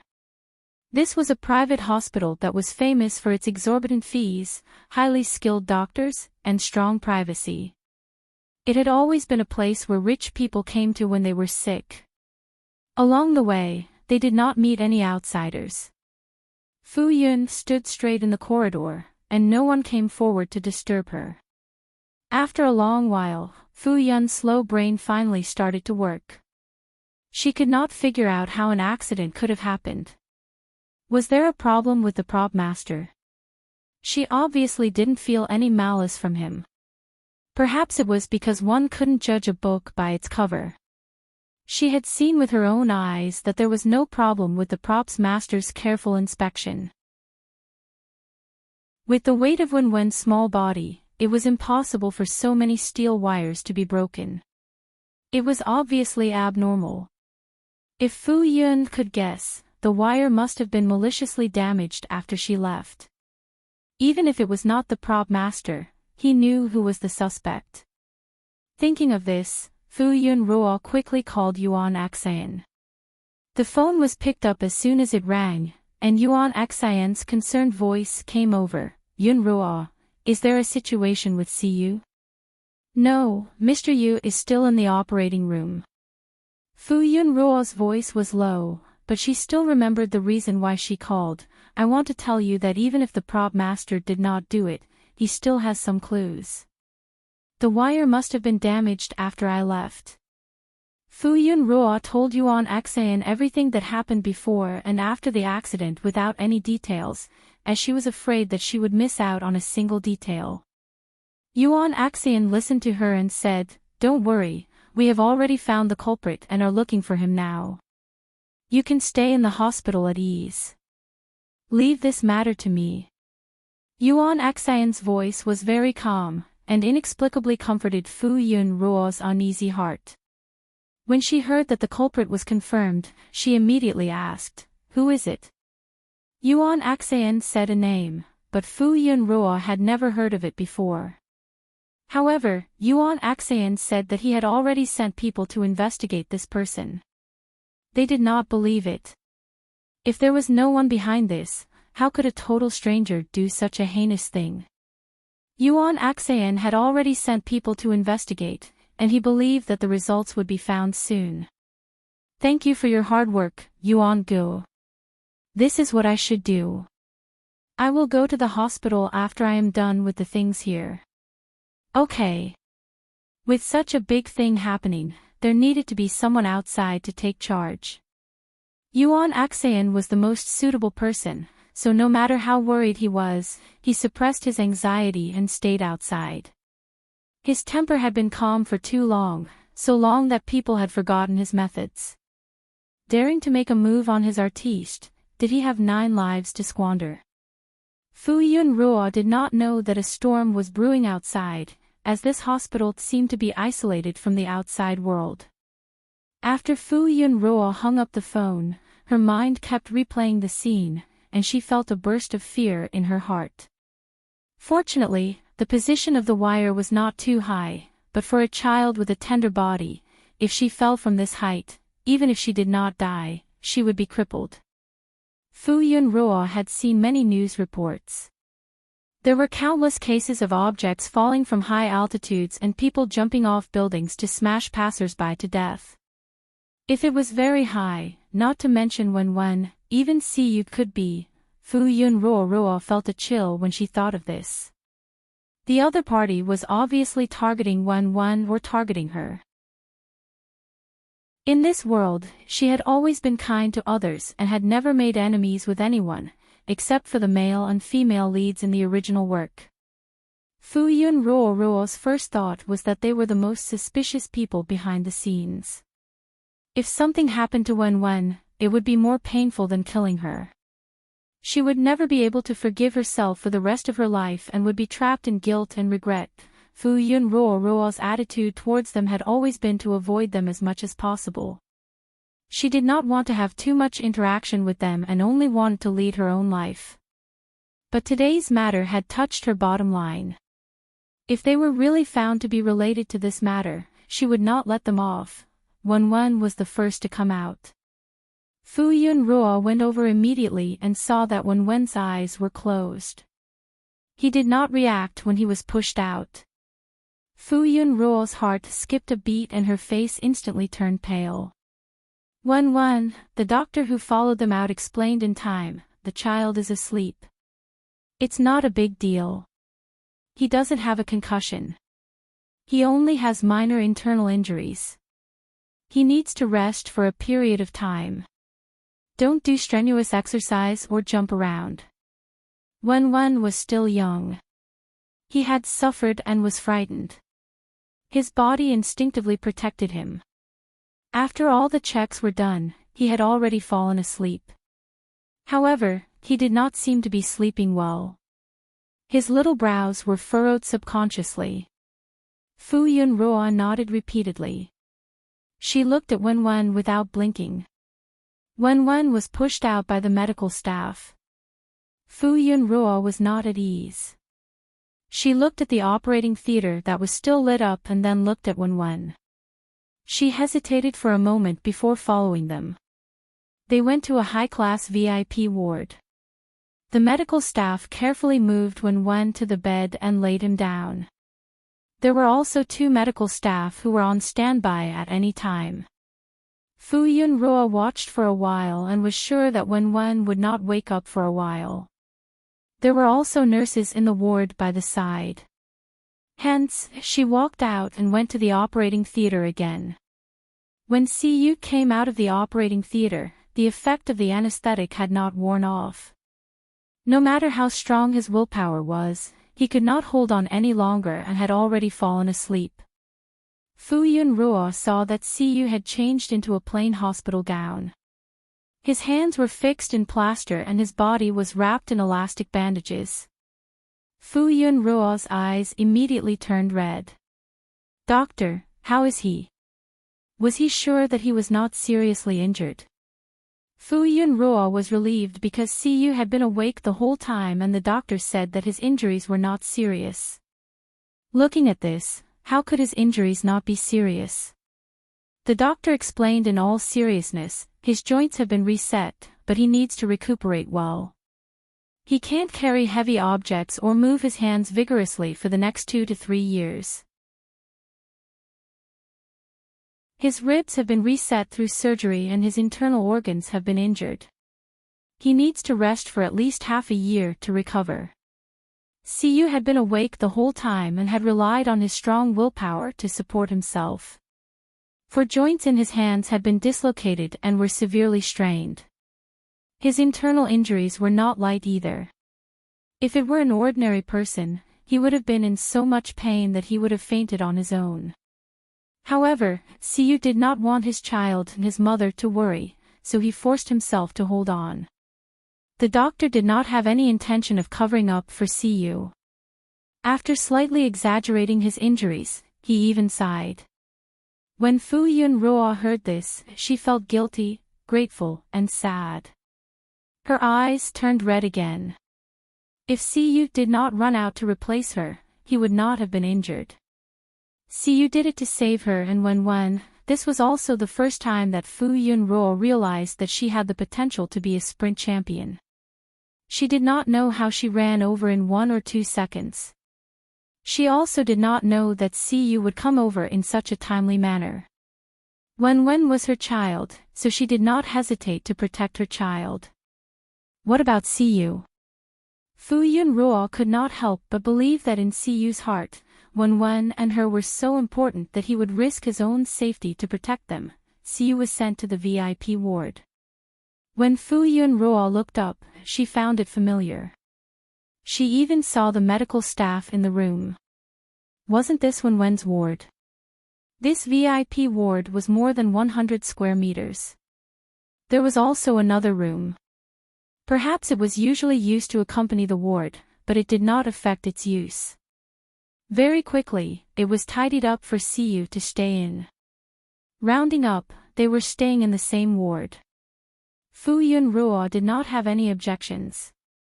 She felt that it was better for them to stay together. It would be more convenient for her to take care of Siyu together. An adult and a child lay in the room with an4 drip on their hands. There were medical staff paying attention to them. Fu Yunruo looked at this one moment and then looked at that one moment. At this moment, she also noticed that this ward did not look like a ward.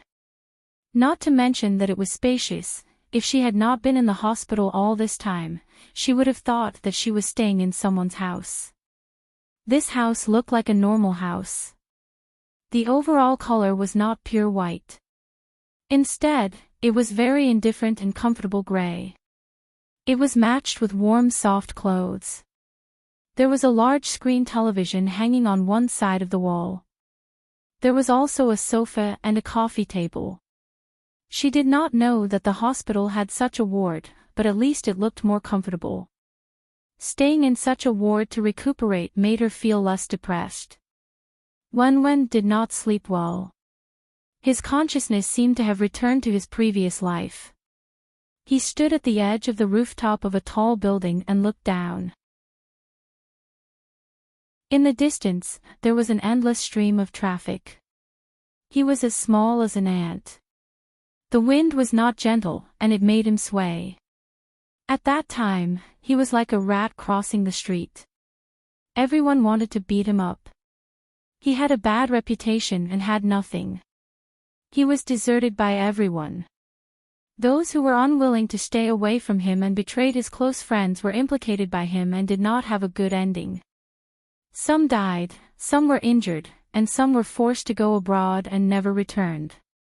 At that time, he always thought that if he was no longer around, his friends would not be targeted anymore.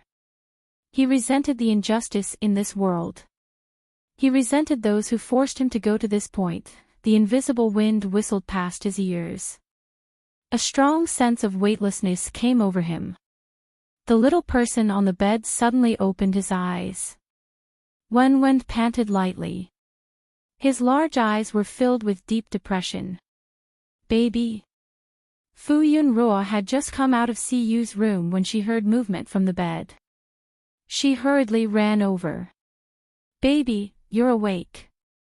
Fu Yunruo noticed the fine sweat on his forehead. Her heart ached as she wiped the sweat for him. Did you have a nightmare? Don't be afraid. Mummy's here. Mummy's here. Fu Yunruo carefully hugged Wenwen and kept comforting him.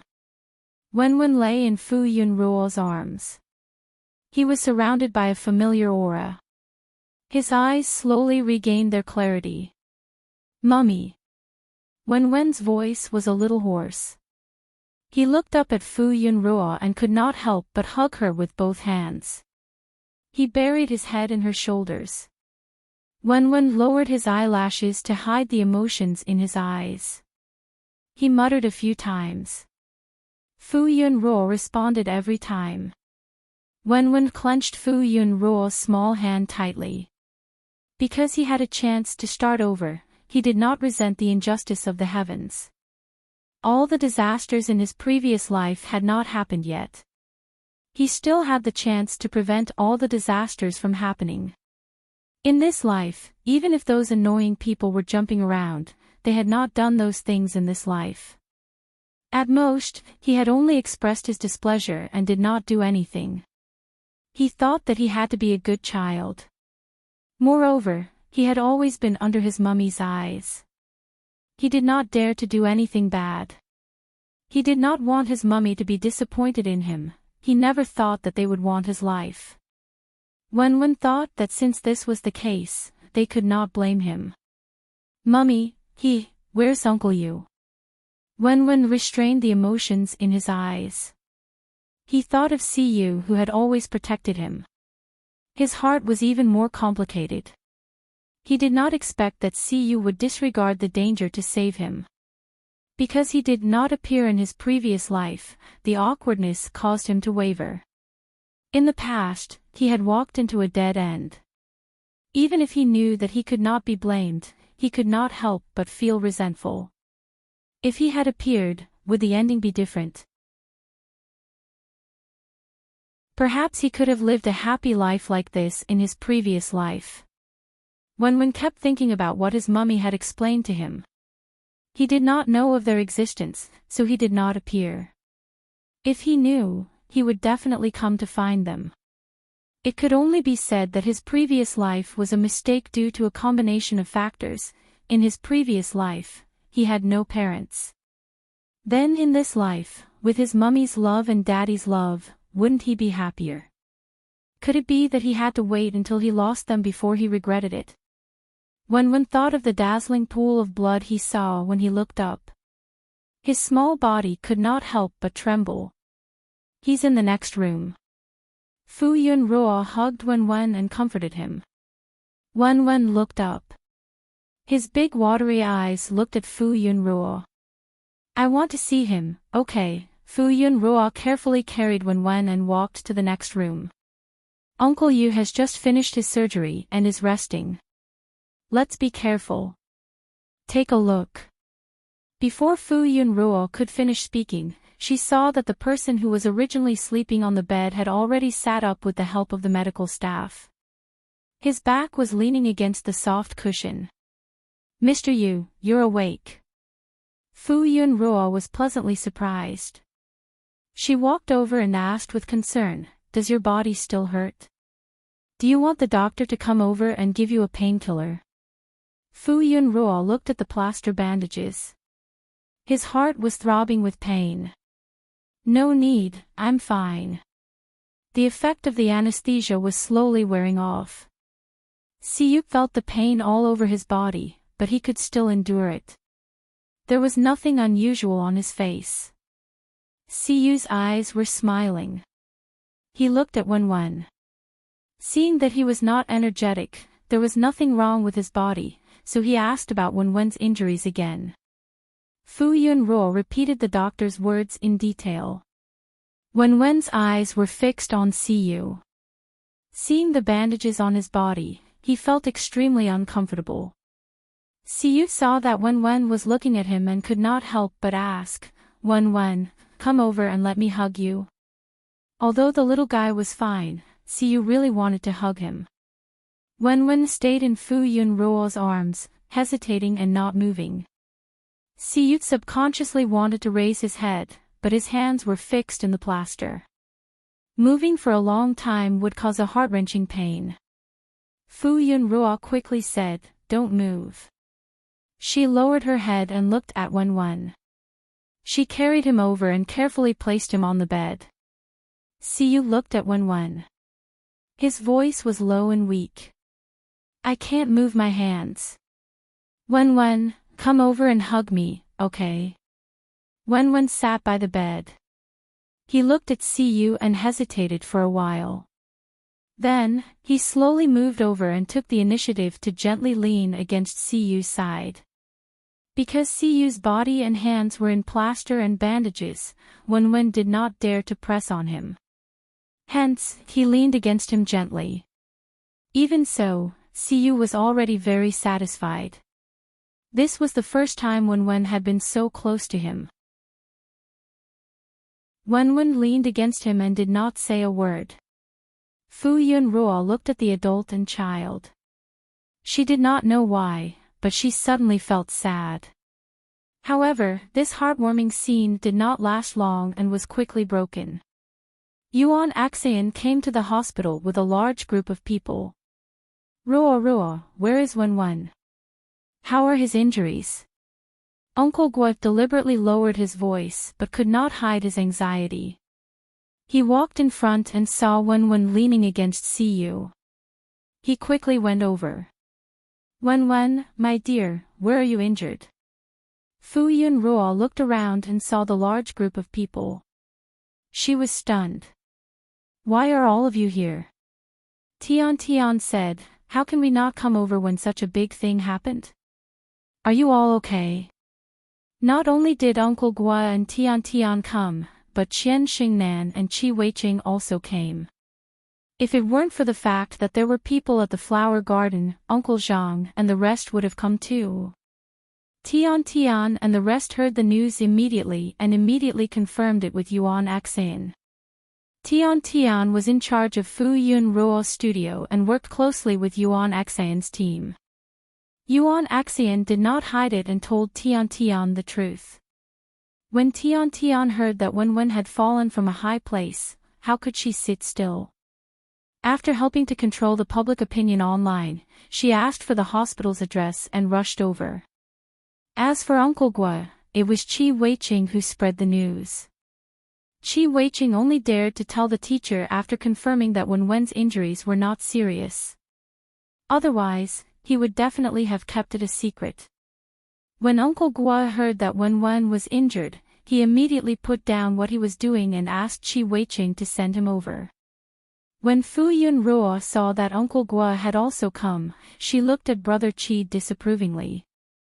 Uncle Guo was old and could not be agitated. What if something happened to him? Grandpa Guo.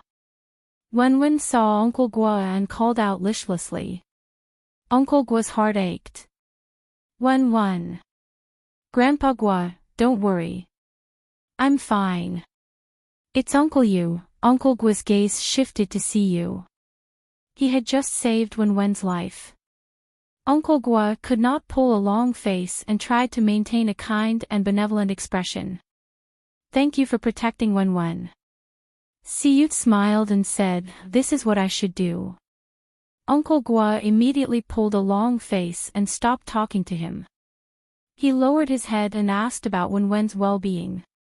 The ward was bustling with noise and excitement. Fu Yunruo was busy comforting his relatives and friends. In the end, in order not to disturb Siyu's rest, everyone moved away. Fu Yunruo carried Wenwen out.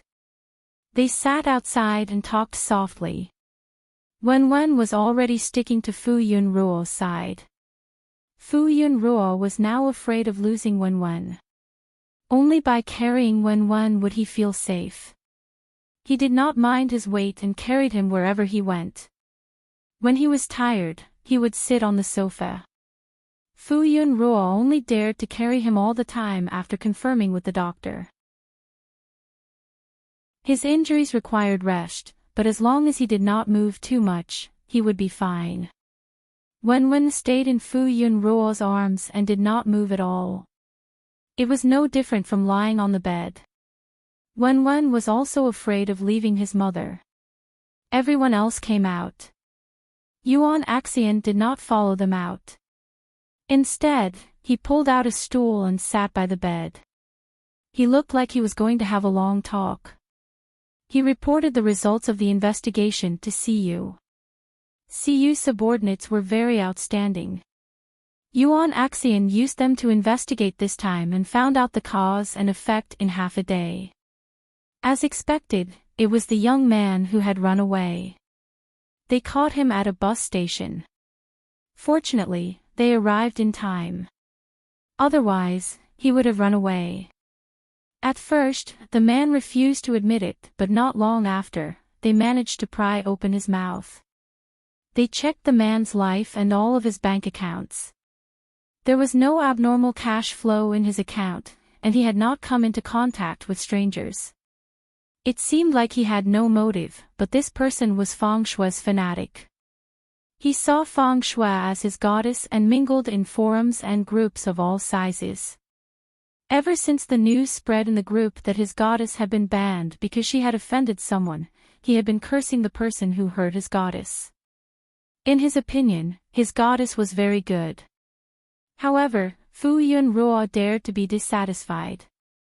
He felt that Feng Shui Ruo had been wronged in the Fu family. The Fu family had such a good person like Feng Shui Ruo. It was the Fu family's good fortune. Wasn't it natural for the young master of the Chang family to like their goddess? If Fu Yun knew what was good for him, he would obediently give up his position. When he found out that his goddess's reputation had been ruined because of this woman and she had been banned, he resented this woman for appearing again. She had disappeared not long ago. He vented his malice and dissatisfaction in the group with other fans. He even unscrupulously said 100 ways to hurt them. Finally, a stranger contacted him. He said that he was also Feng Shui Ruo's fan and that he was close to Feng Shui Ruo. He also said a lot of insider information that was not available online. The man did not believe his identity at first. Later, he gradually dispelled his doubts and regarded him as a confidant. Later, he had the opportunity to join the crew and saw the person he hated the most. He could not help but complain to his confidant. If something happens to the child, she should be in a lot of pain, right? This sentence gave the man an idea. He had been waiting for an opportunity to make a move, but he never found the opportunity. He did not expect that on the last day, he would finally have the opportunity to make a move. That was how things happened. In reality, he was a shy young man. Who would have thought that he would be crazy online? Yuan Axian was interrogated for a long time, but he did not find out who his confidant was. He did not know the other party's identity. He logged into his account to check on this person, but found that this person was no longer there. Chapter 108. After Yuan Axian told CU the results of their investigation, CU's face turned icy cold. His eyes flashed coldly. He had been too careless. Originally, he thought that it would be enough to shut Feng Shui out of the entertainment industry and make the Chang family withdraw from the entertainment industry. Now, it seemed that he had been too kind. The Chang family had always supported Feng Shui. If he wanted to make her disappear from the entertainment industry, he had to make her support disappear as well. The Fu family was Fu Yunruo's original family after all, and that blood relationship could not be broken. Therefore, he turned a blind eye to the Fu family when he saw that the Fu family did not step forward to provide Feng Shui with resources. Now that they did not explicitly support Feng Shui, he turned a blind eye to the Fu family. As for the Chang family, he had been slowly weakening their position. He had just seen results, but now, it seemed that he had been too slow. As for why he didn't let the Chang family break off the engagement and stop them from being Feng Shui support, Siyu felt that the internet had always been right. They were a match made in heaven and should be bound together forever. He would rather destroy 10 temples than break up a marriage. He was such a conscientious person. Of course, he was worried that Chang Zhuyu would pester Fu Yun after he broke off the engagement. Now that Feng Shui's resources were mainly provided by the Chang family, she would disappear completely once the Chang family fell. Siyu said, Feng Shui wasn't the one who did this. She must have something to do with it. Find evidence in the next 2 days. As long as it's confirmed that she has something to do with it, make it up even if you don't have evidence. As for the person who did it, sue him according to the law and punish him severely. This was murder, and it was done to a child. It was too horrible. Siyu didn't arrange for too many bodyguards because the child was always under his watch and her identity hadn't been exposed. After this incident, he should arrange for more bodyguards. Oh right, there are many opinions out there. Should we continue to suppress it? This matter had been suppressed by them and had not been exposed yet. However, this was something that would happen sooner or later. There were so many witnesses at the scene. Even if they all shut up, there would always be someone who would accidentally spill the beans. Now that all the media's attention was focused on the production team, the all-pervasive reporters would not let go of such an important piece of news. There were a lot of speculations on the internet and rumors had already spread. Even if it was to appease the fans, he had to report that he was safe. Siyu said faintly, there's no need to suppress it. They were the victims, so there was no need for them to spend so much effort to cover up for the perpetrator. This time, they had to make a scene, and the bigger the better. Yuan Xian's voice was calm. Don't worry, leave it to me. Fu Yun Ruo was comforting her relatives and friends outside. Wen hugged Fu Yun and leaned her head on her shoulder. She listened to the adults talk and soon fell asleep again. When Tian and the others saw this, they all took their leave and prepared to visit again tomorrow. Uncle Guo originally wanted to stay, but after being persuaded by Qi Weiqing and Fu Yun Ruo, he finally left. Fu Yun Ruo watched them leave. She hugged Wen, who had already fallen asleep and looked dependent, and could not bear to put her down. Wen did not sleep well just now. If she put her to sleep, what if she woke up quickly? When Fu Yun Ruo saw that Yuan Xian had not come out of the room, she wondered if he had already found out the truth. Fu Yun Ruo was hesitating whether to listen in when Yuan Xian came out of the room. Brother Yuan. Before Fu Yun Ruo could ask, Yuan Xian had already said, there is no clear evidence of the mastermind behind this, but we already have a clue. He did not hide it and directly said that it was Feng Shui Ruo's brainless fan who did such a crazy thing in the name of avenging her. Indeed, Fu Yun Ruo's guess was true, and Feng Shui Ruo was indeed involved.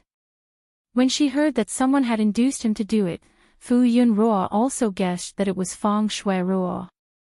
However, she did not understand that if she let her brainless fan do it, the outside world would definitely link it to her. Was she so brainless? Perhaps this was what she wanted.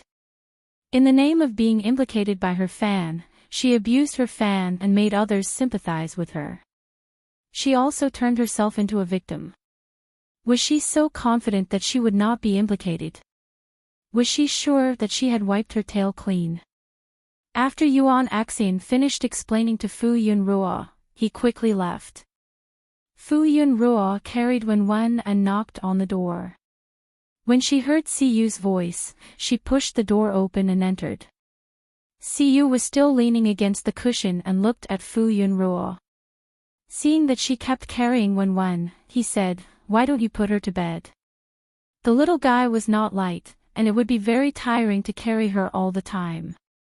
Fu Yun Ruo said softly, I'm afraid that Wen will not be able to sleep well.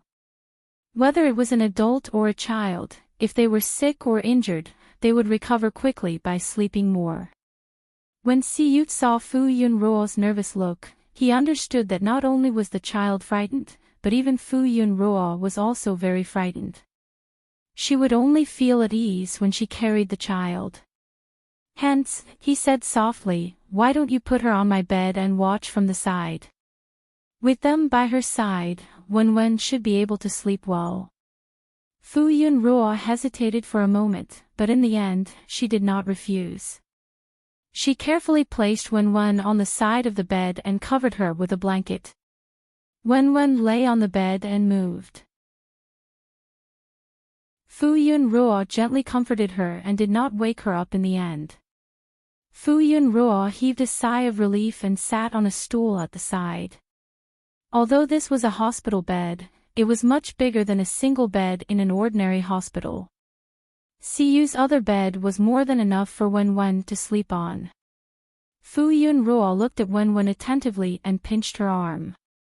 Only then did she feel that her arm was very sore and numb, but it was much better after a while. After a long time, she turned her gaze to Si Yu.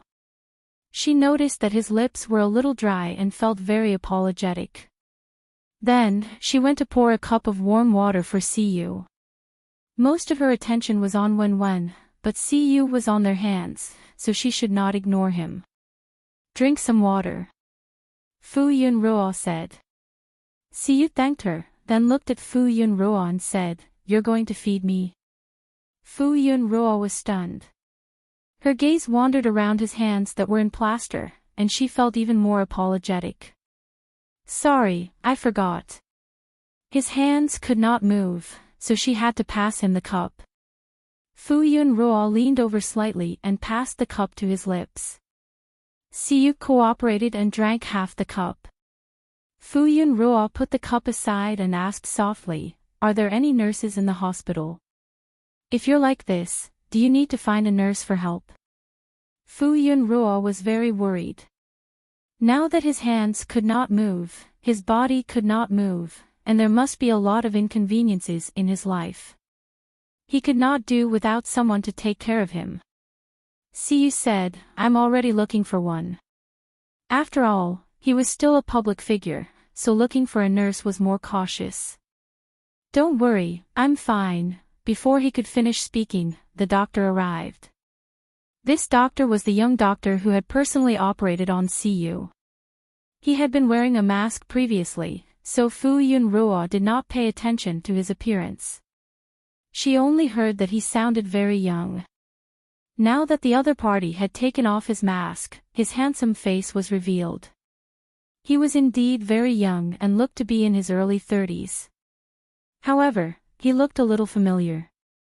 "Hello, Miss Fu." The man gave Fu Yunruo a kind smile and greeted her warmly. "I've heard a lot about you." "Hello, thank you so much." "You're welcome. We have been friends with the Si family for many generations. Moreover, it's the duty of a doctor to save lives and heal the injured." Fu Yunruo was right. No wonder this doctor seemed to be very familiar with Si Yu and her. However, she was sure that she had not seen this person in her memory. Fu Yunruo looked at Si Yu with a puzzled gaze.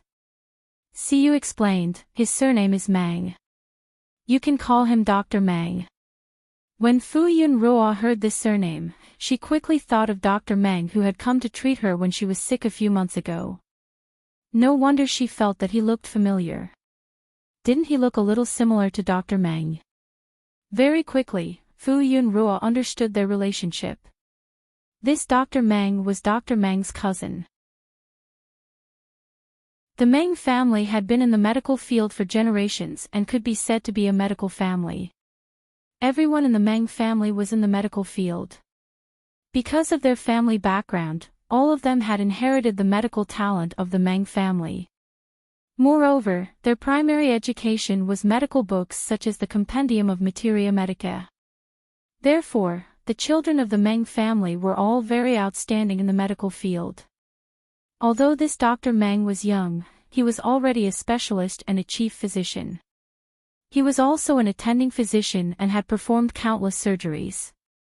Her cousin had gone overseas for an exchange and would not be back for a while.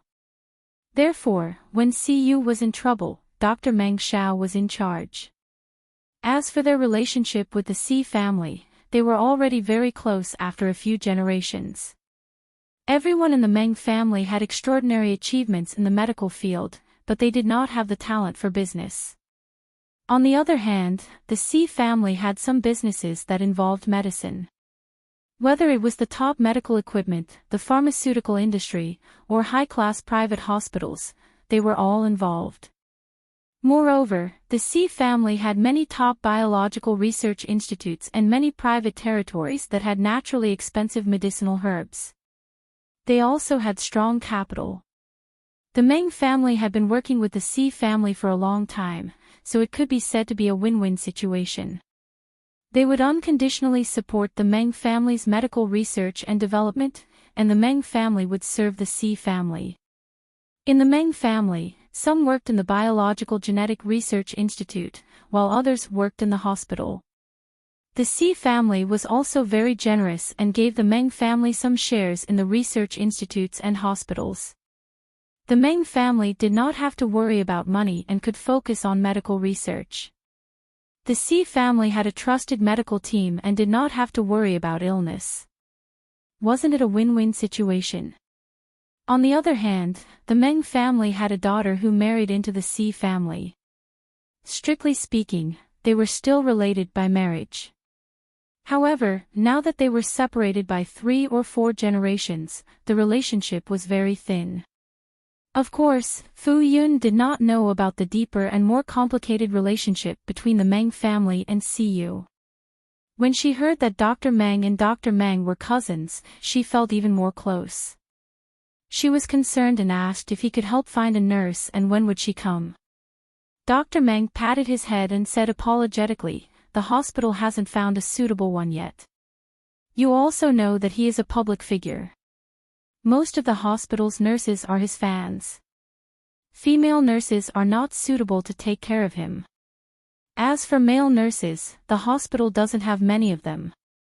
The best nurses have already been hired, and the remaining ones are Siyu's fans. Now that he is injured and weak, what if those male nurses want to do something to Siyu, don't you think so?" These private hospitals specially hired a group of professional nurses to provide assistance to the patients when it was inconvenient for them to do so. Although the price was a little expensive, there was nothing to say about the professionalism. Those who understood the situation were too lazy to find other nurses who might not be suitable and directly let the hospital make the arrangements. When Fu Yun heard this, didn't she feel that everything was inappropriate? Then what should we do? The weather was so hot now. Wouldn't he have to wipe his body? Also, what if he needed to go to the washroom? Siyu needed a male nurse by his side now. Otherwise, Dr. Meng said seriously, "I'll get the male nurses from the hospital to come over for the time being, but you also know that nurses are not nurses. They can't be here all the time, so I'll have to ask Miss Fu for help." Of course, Fu Yun didn't refuse. Other than helping to wipe the toilet on his body, she could help with anything else. This was the savior of both mother and son. It was her duty to help. Dr. Meng said, "The hospital's cafeteria has already opened. I'll have to trouble you to prepare food for them. They have to eat easily digestible liquid food. This way, not only could they replenish their nutrition, but it wouldn't cause too much of a burden on the body." Fu Yun looked at the time. It was already 6:00 in the evening. They should be hungry, so she immediately went to the cafeteria to pack food. "Mr. Yu, please help to look after Wenwen." Fu Yun looked at Wenwen. They spoke in low voices and didn't wake him up. Instead, he slept even more soundly because he heard familiar voices. Siyu nodded. After Fu Yun left the room, Siyu looked at Dr. Meng with a faint smile. "Since when can't I afford to hire a nurse?" Dr. Meng smiled embarrassedly and said shamelessly, "Aren't I doing this for your own good?" "Oh. For my own good." Of course. Dr. Meng vowed. President C, I've wanted to say this for a long time. Dr. Meng clicked his tongue and winked. That Miss Fu is the future Madam of the Master, right? From the looks of it, you haven't confirmed your relationship yet. Dr. Meng looked miserable. Based on your method of wooing someone, how many years will it take for you to succeed? Siyu glanced at him calmly, but Dr. Meng wasn't afraid at all. He said with assurance, look at you. You're injured and it's time for you to show weakness. When it's time for you to feel pain, you don't have to be so strong. You should know that women are easily emotional and soft-hearted. If you show weakness, Miss Fu will definitely feel sorry for you, Dr. Meng imparted his experience earnestly. Your hands are injured and it's inconvenient for you to do anything. This is the best time to warm up your relationship. At this time, don't think about not causing trouble for her. You have to bear everything silently.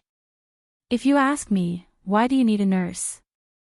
Isn't it better for Miss Fu to take care of you personally? Let her help you wipe your body and show off your masculinity. When it's appropriate to cry out in pain.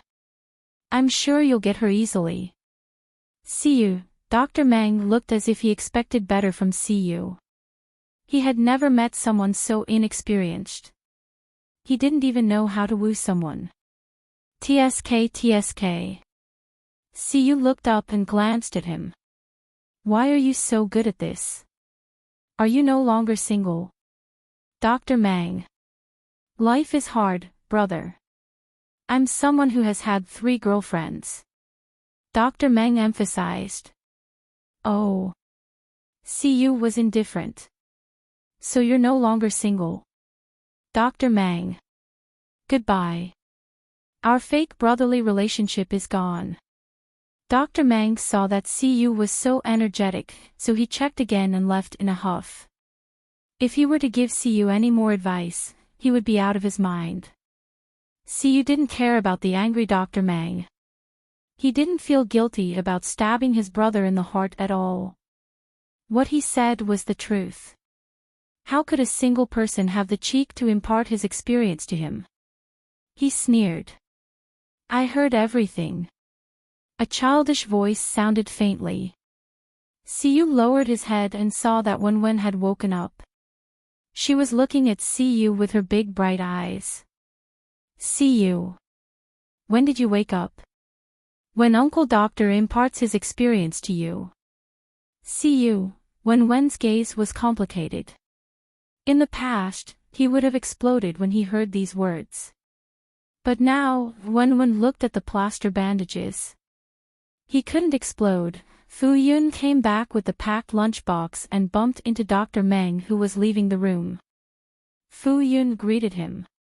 Dr. Meng, you're leaving already. Young Dr. Meng restrained his anger and smiled gently. Yes, there's still a surgery to be performed later. Fu Yun said with admiration, thank you for your hard work. It's my duty. The two of them left without exchanging any pleasantries. Fu Yun entered the room and saw Siyu and Wenwen staring at each other. Fu Yun was happy to see that Wenwen had woken up. She thought it was a coincidence. Wenwen, are you hungry? Mom packed a lot of delicious food. There was a dining table on the bed. Not only could she open the dining table and place it directly in front of Siyu, but there was also a movable dining table beside the bed. Fu Yun placed a bag of food in front of Siyu and then placed another bag of food on another dining table. She carefully carried Wenwen up and sat him down. Then, she opened the cutlery. Fu Yun asked the canteen staff what dishes were suitable for them. As for herself, she accompanied them and ate whatever was available. Fu Yun looked at Siyu and felt a little embarrassed. Mr. Yu, Wenwen is hungry. I'll feed him first, no matter what.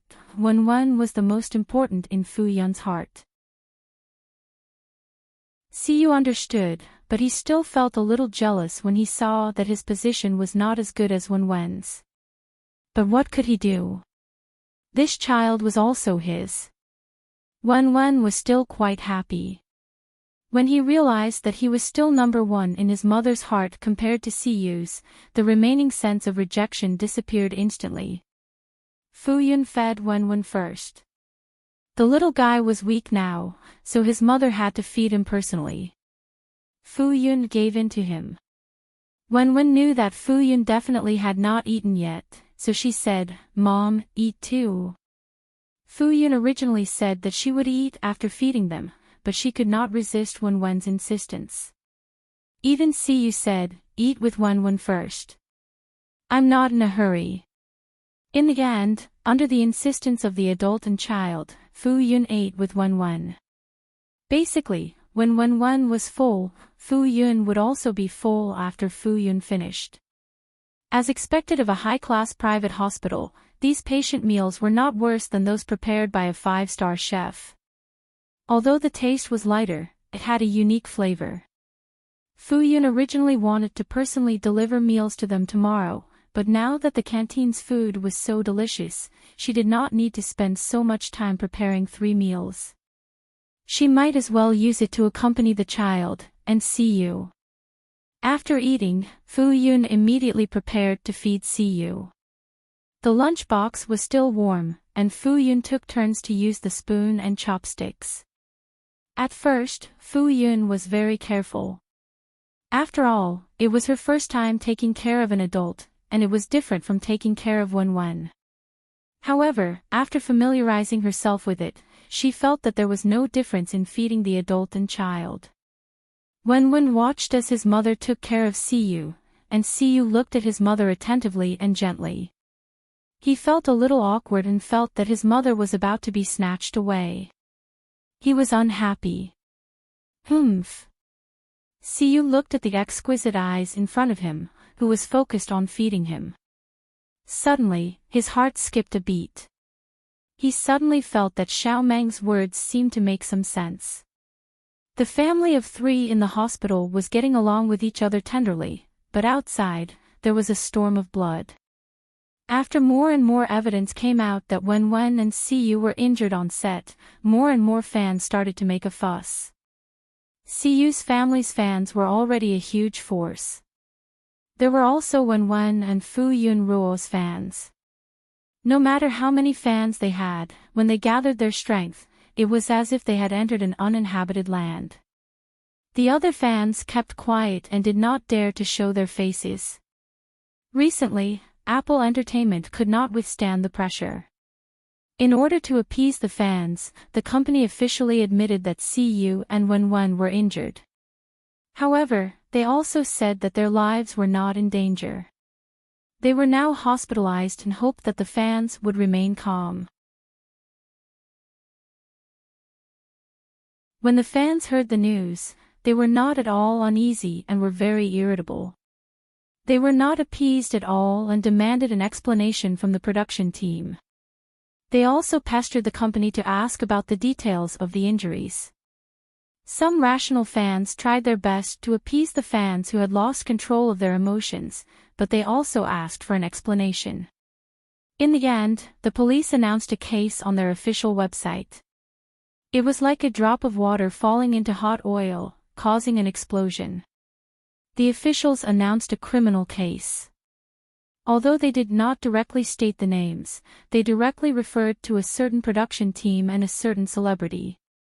They also said that the case was still under investigation. Weren't the recent injuries Siyu and Wen? The netizens exploded.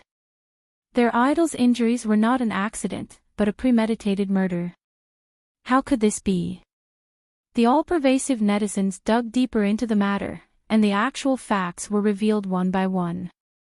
The wires had been destroyed by someone, Wen had fallen from a high place, and Siyu had been injured in order to save Wen. The direct culprit had already been arrested. It was said that the real culprit was still under investigation. The culprit had harmed Wen and Fu Yun because they felt that the appearance of their idol, Feng Shui Ruo, had harmed them. Fuck. Was this the reason for you to be so cruel to a child? The angry netizens demanded that the case be dealt with seriously under the official account. They also flooded Feng Shui-ruo's social media accounts to vent their anger. Feng Shui-ruo's fans still defended her, saying that it had nothing to do with her.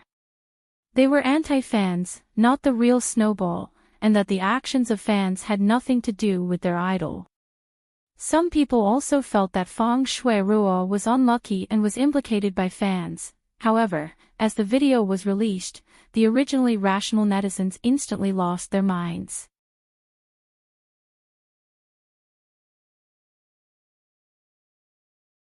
Chapter 109. Feng Shui-ruo was taken away by the police. Even though the video was taken secretly and wasn't clear, it was obvious that Feng Shui-ruo was taken away by the police. The person who claimed to be an eyewitness posted the video with a caption saying that she was arrested as a suspect. What did this mean? It meant that she wasn't innocent. Feng Shui-ruo's fan count plummeted and the passers-by stopped speaking up for her. Not only that, people in the entertainment industry who had followed her or interacted with her in the past all unfollowed and deleted all information related to her, afraid that they would be involved. Little Moon and Zai Zai's fans were all angry on Feng Shui-ruo's social media account. Apart from that, there was also a large number of people who had quit being fans. Get out of the entertainment industry. Disgusting. I've never seen such a disgusting person. I didn't expect you to be this kind of person. You won't even let a child off. The word vicious is not enough to describe you. I'm no longer a fan. Adults should solve their own problems. Involving children is really low. In the past, I didn't believe that you were so scheming. I thought that someone was slandering you and I only believed what you said. But now, Feng Shui-ruo. Get out of the entertainment industry. Get out of the entertainment industry. There was a lot of resistance online. Even Snowball's stubborn resistance was drowned out by the sea of resistance. After tonight, it would be completely impossible for Feng Shui to return to the entertainment industry. Yuan Axian looked at the public opinion online. This time, he would not let Feng Shui-ruo have a chance to make a comeback. Half an hour ago, Feng Shui-ruo didn't go anywhere else at the Fu residence. She had nothing to do now except stay at home with her family and read the news online. Originally, she didn't have many good friends in the entertainment industry. Those who were usually very close to her slowly distanced themselves from her after seeing her fall into silence. Some of them even avoided her. As for those close friends she had in the aristocratic circle when she was young, after the incident with the Fu family was exposed, many of them, including the first wives and the real heiresses, distanced themselves from her. In the past, she used to play with Feng Shui-ruo and laugh at Fu Yunruo. After she grew up, she understood the relationship between interests and Feng Shui-ruo. Other than a few illegitimate children who stuck close to her. However, Feng Shui also looked down on these people and disdained to interact with them. Only now did she realize that Chang Zhuyu was the only one by her side. She could only hold on tight to Chang Zhuyu. For the past few days, Feng Shui had been scrolling through the latest hot news. Perhaps it was because she was bored, or perhaps it was because of other reasons, but it was rare for her to stare at her phone all day long. It was the weekend and Fu Zonghong had been out for a few days. In the end, it was Feng Wanting who came looking for him personally and asked directly, "Is there someone out there? If you already have someone else, I can divorce you and give up my position." Fu Zonghong was so angry that his face turned red. He had a high social status. Even at his age, there were still young women who threw themselves at him. However, he had been indifferent to women since he was young. He was not like his other business partners, who had a wife at home but a mistress outside. When he was young, he did not even think about raising a mistress, let alone now that he was so old. He said in a rough voice, "There's no such thing. You're overthinking it. Fong Wanting still looked sad. She said slowly, if there isn't someone out there, then what did I do wrong? So bad that you don't even go home. At this point, Fu Zonghong still went home. Fu Zonghong was still a sentimental person. No matter what was wrong with Fong Wanting, at least she had taken care of him meticulously for the past 20 years. Even if she did not deserve credit, she had worked hard for him. He thought that since he was already so old, he was too lazy to do anything. As long as he was careful in the future, he would not let them hurt Yun Ruo again. As for his relationship with Yun Ruo and Wen Wen, Fu Zonghong thought that if they did not accept him and were not willing to come back in a year or two, he would visit them a few more times. Over time, he would be able to mend their relationship. Forget it. This weekend, Fu Zonghong did not go anywhere and stayed at home. Even though Fu Zonghong did not say anything, his attitude made Fong Wanting feel much more relaxed. Fong Wanting continued to take care of the flowers in the courtyard. She held a pair of scissors and trimmed the branches and leaves. There was a peaceful smile on her face and her lowered eyebrows relaxed. She looked like she had lived a peaceful life. Fu Zonghong sat at the coffee table in front of the floor-to-ceiling window and sipped on a cup of fragrant tea.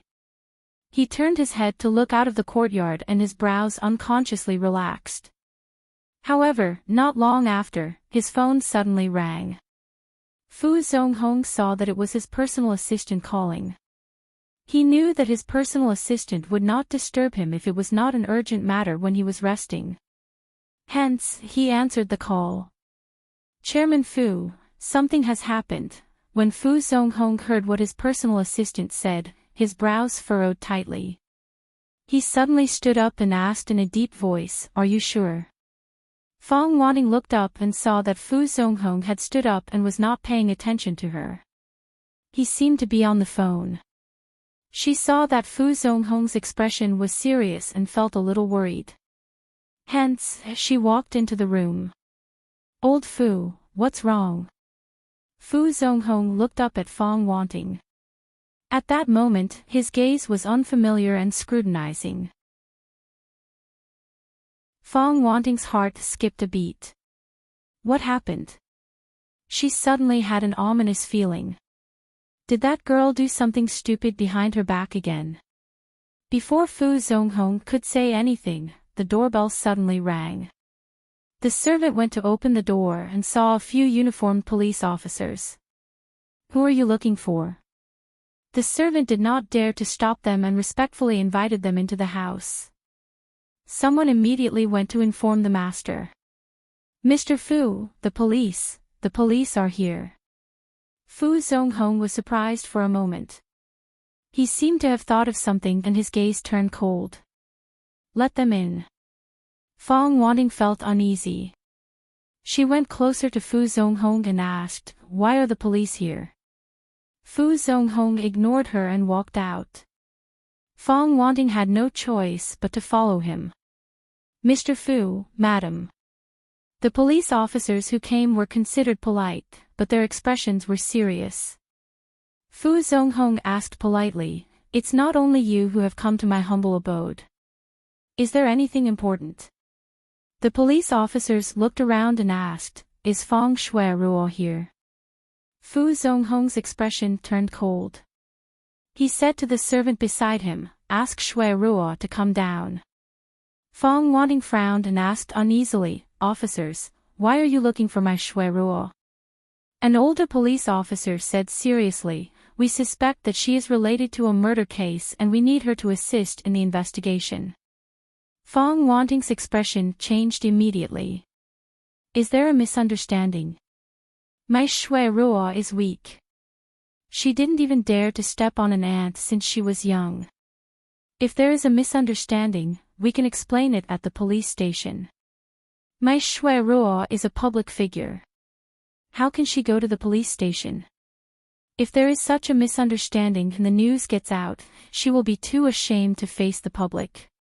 She is a girl. If there is no suspicion, we will clarify it to the public." the older police officer said seriously. Feng Shui-ruo had been scrolling through her phone for a few days. She finally saw the news today. Her eyes lit up and she quickly browsed through it. After reading all the news that she wanted to read, she had a sly smile on her face. Then, she asked her agent to make use of this news to her advantage. No matter how harsh the criticism was now, once the rumors were clarified that she had nothing to do with it, the passers-by would feel guilty and become her fans. Her popularity with the public would quickly return. Just as she was feeling happy, Feng Shui-ruo heard a knock on the door. She was a little unhappy that she was disturbed, but she quickly changed her expression and went to open the door. "Miss Shui-ruo, sir is looking for you." "Okay." Feng Shui-ruo walked out of the door and walked past the people in front of her to go downstairs. The person who knocked on the door was a servant. Feng Shui-ruo did not notice the strange expression on the servant's face. She was still wondering why Fu Zonghong was looking for her. Feng Shui-ruo walked down the stairs. "Uncle." She looked up and saw several people in uniform in front of Fu Zonghong. Her expression froze and a hint of panic flashed across her eyes. However, she quickly returned to normal and walked over naturally. "Uncle, are you looking for me?" Then, she turned to look at him. "Who are these people?" Her expression was just right to be confused. Fu Zonghong looked at Feng Shui-ruo with a look of disappointment. "We are from the Imperial Capital Investigation Unit. We are here to investigate Fu Wenwen's case. You are under arrest." Feng Shui-ruo's expression changed. Her face was pale and fragile.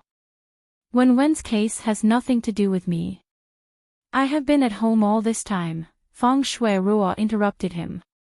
"Officer, Shui-ruo has been at home all this time. We can all be there. How could she have anything to do with this matter? She can't go with you unless you have concrete evidence." Feng Shui-ruo's expression was ugly. If Feng Shui really went to the police station, she would really be ruined. The young policeman beside her couldn't help but say, "She is not at the scene, but she can give instructions online. Communication is so advanced nowadays. They wouldn't arrest people for no reason." Naturally, they had some evidence. The older police officer glanced at him and the young policeman immediately shut up. One of the policemen took out a handcuff and was about to handcuff Feng Shui-ruo. Feng Shui-ruo reacted violently and looked very scared. "Mom." Feng Shui-ruo hurriedly asked the servants to come over and protect Feng Shui-ruo. The servants looked at each other and hesitated. They didn't dare to go forward. They were all ordinary people. How could they dare to go against the police? Feng Shui-ruo looked at Fu Zonghong. "Old Fu." Her eyes were full of pleading. Feng Shui-ruo must not be taken away. Once he was taken away, she would really be finished. Fu Zonghong's expression was unreadable. He looked at the chaos in front of him and said sternly, "Stop." He looked at Feng Shui-ruo, who looked helpless. Under her expectant gaze, he said coldly, "Go with the police to assist in the investigation. If you are really innocent, no one will dare to say that you are not guilty." If he was really involved, Feng Shui-ruo looked at Fu Zonghong in disbelief. However, under Fu Zonghong's cold expression, she finally calmed down and slowly let go of her hands. "Mom." Feng Shui-ruo looked at Feng Shui-ruo with red eyes. Feng Shui-ruo comforted her, "Don't worry. You just have to go for a walk. You will be home soon. Your uncle won't sit by and do nothing." In the end, Feng Shui-ruo was taken away by the police. Feng Shui-ruo followed her out of the house. She saw a group of neighbors watching outside. Many people whispered and looked at them strangely. Feng Shui-ruo ran back into the house as if she was escaping. She covered her face and her face was pale. She had never been in such a sorry state before. The reputation she had built up for so many years was all gone. Feng Shui Ruo was disappointed. This child, old Fu. Feng Shui Ruo felt uneasy. Shui Ruo must have been wronged. You. Before she could finish her sentence, she saw Fu Zonghong dressed up and ready to go out. Feng Shui Ruo's eyes lit up. Are you going to ask your connections? Fu Zonghong said coldly, I'm going to the hospital to visit Wenwen. Me too. Before Feng Shui Ruo could finish her sentence, Fu Zonghong said, you stay at home and wait for the news. Fu Zonghong left without looking back. He had just received a call about Wenwen's injury. If the call had not emphasized that she was only slightly injured, he would not have been so anxious. Fu Zonghong's personal assistant also speculated that the rumors online were ordered by Feng Shui Ruo. He told Fu Zonghong and asked him if he should suppress the news. Regardless of whether it was true or not, it was still a scandal that a stepdaughter wanted to murder her stepfather's daughter's son. Fu Zonghong did not ask anyone to suppress the news. He did not believe it, but he was not in the mood to deal with the messy news online. He only thought that if it had nothing to do with her, he could just clarify it. However, not long after, the police came to arrest Feng Shui Ruo personally. Fu Zonghong still had some influence. If the police did not have evidence, they would not have come to arrest her. At that moment, he was extremely disappointed. That was his biological grandson. Even if he did not raise him by his side, even if he only looked at him occasionally, Fu Zonghong still had a lot of feelings for him. He had already made up his mind to let Wenwen inherit the Fu Corporation. This was also a safeguard for Yunruo. But now, he was being told that his grandson was almost killed, and the murderer could be the stepdaughter that he had doted on for 20 years. Fu Zonghong was extremely angry. That was just an innocent child. How could she be so cruel? Fu Zonghong could not help but wonder if Feng Shui Ruo knew about this. If she knew, how could she act so innocent in front of him? Scenes from the past 20 years flashed through his mind like a rewind. He suddenly remembered how Yun Ruo had cried and complained to him about how Feng Wanping and her daughter bullied her, and how she didn't want them to stay at home. After being reprimanded by him many times, she stopped crying and throwing tantrums. Her temper became more and more irritable and weird. In the end, she looked at him with a sharp gaze. Fu Zonghong felt a throbbing pain in his head. He suddenly did not understand why he had treated his only biological daughter like this. Before he remarried, he only wanted to give his child a complete family to make up for the lack of maternal love. For this reason, he had chosen a gentle divorcee from an ordinary family. In order to give his everything to Yun Ruo in the future, he had even gone for a vasectomy so that he would not have any children. Why did things turn out this way? Sir, what's wrong? Fu Zonghong held his head. After a while, his eyes regained clarity. He looked up and saw the driver looking at him with concern and anxiety. Sir, do you have a headache? Fu Zonghong's expression softened. I'm fine. Have we arrived? He looked out of the window. The car had already stopped in front of a hospital. We're here. Fu Zonghong alighted from the car and went straight into the hospital. It was past 7:00 in the evening and the sky had just darkened. The bright lights in the hospital lit up the entire hospital as though it was daytime. The main hall of the hospital was not noisy.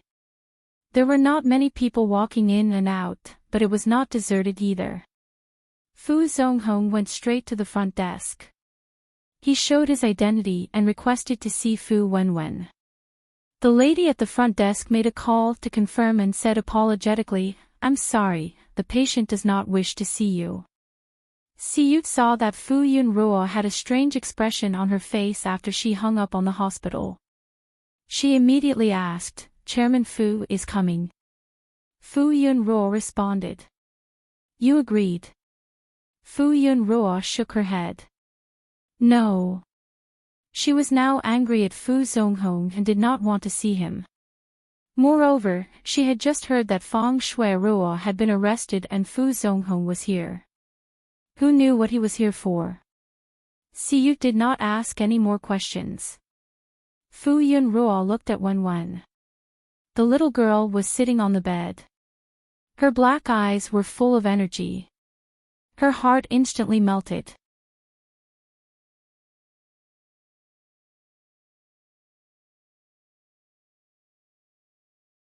Chapter 110. The nurse at the front desk put the phone back and said apologetically, "I'm sorry, sir. The patient is not accepting visitors." Fu Zonghong did not expect to be rejected. He was a little upset, but he was not willing to give up. "Please help me ask again. I won't leave until I see her." The lady at the front desk hesitated. In the end, she called again. "Miss Fu, Mr. Fu wants to visit the patient. Do you think it's not convenient for us here? Please ask him to go back." Then the call turned into a beeping sound. The lady at the front desk was helpless. "Mr. Fu, what do you think?" Fu Zonghong frowned and asked the lady at the front desk. "How's Wen's injury?" "I'm sorry, we don't have the right to disclose the patient's privacy." Fu Zonghong's annual checkup was at this hospital. He knew the hospital's rules very well. After he could not get anything out of the lady, he tried to call Fu Yun, but it did not go through. In the end, he said with a pale face, "I'm not feeling well. Help me get admitted to the hospital." The lady at the front desk was speechless. After the doctor at the hospital took a look at Fu Zonghong, they still helped him get admitted to the hospital. His body was not in good condition and he needed to be hospitalized for a checkup. Fu Zonghong had been feeling weak recently. His body had not been in good condition for the past few years.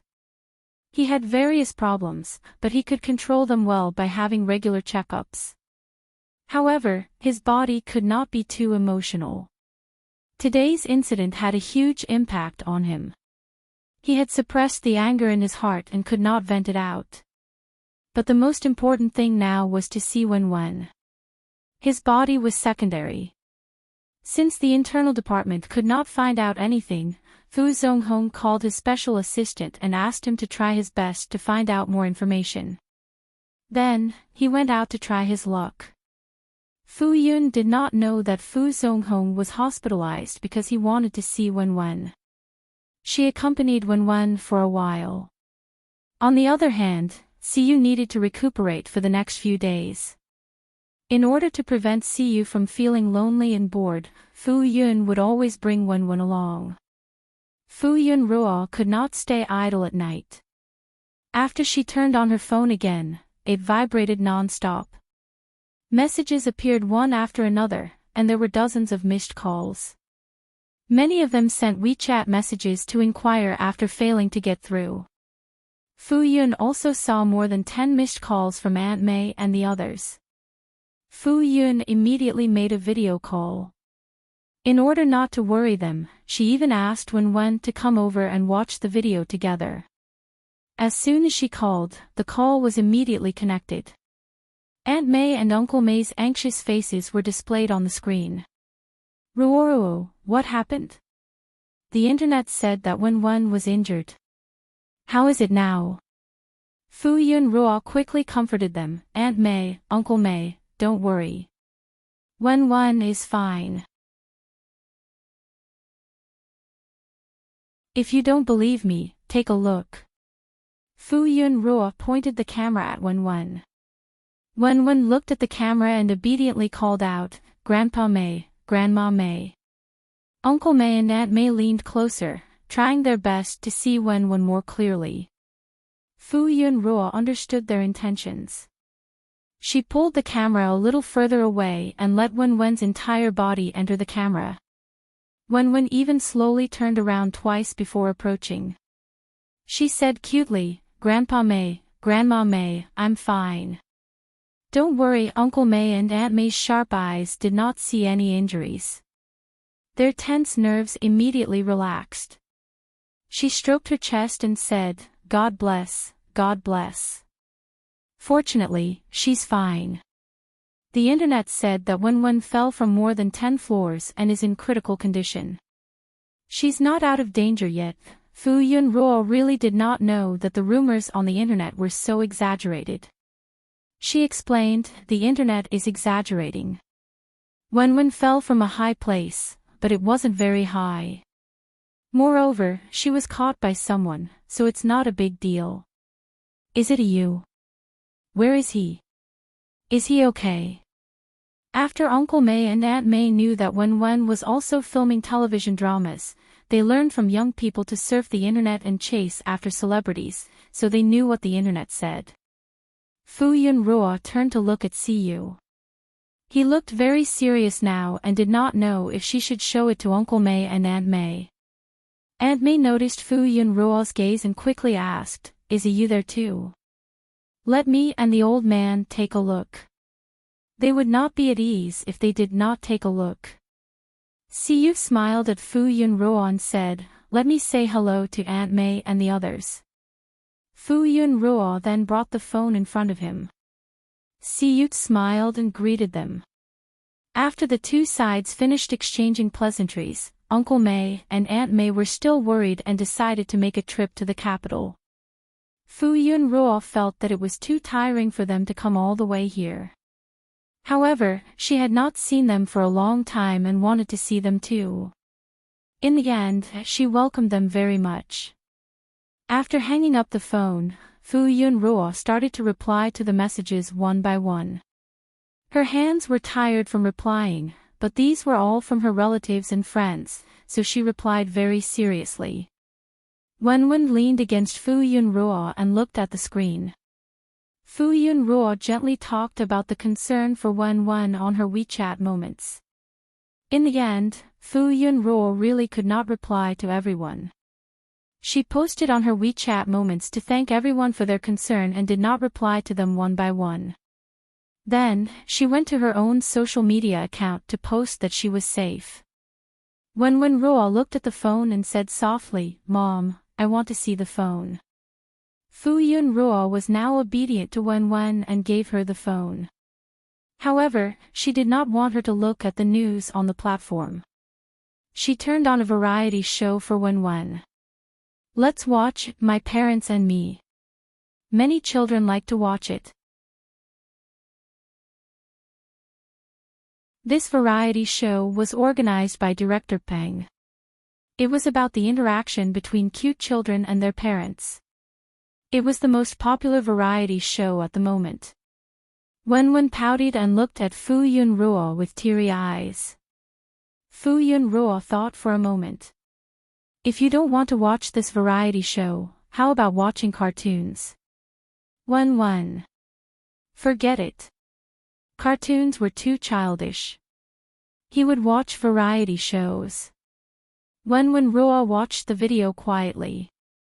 Siyu frowned and said to Fu Yunruo, help me call a male nurse. Fu Yunruo was stunned. She suddenly thought of something and her face turned red. Then, she called someone. Not long after, a tall male nurse walked over.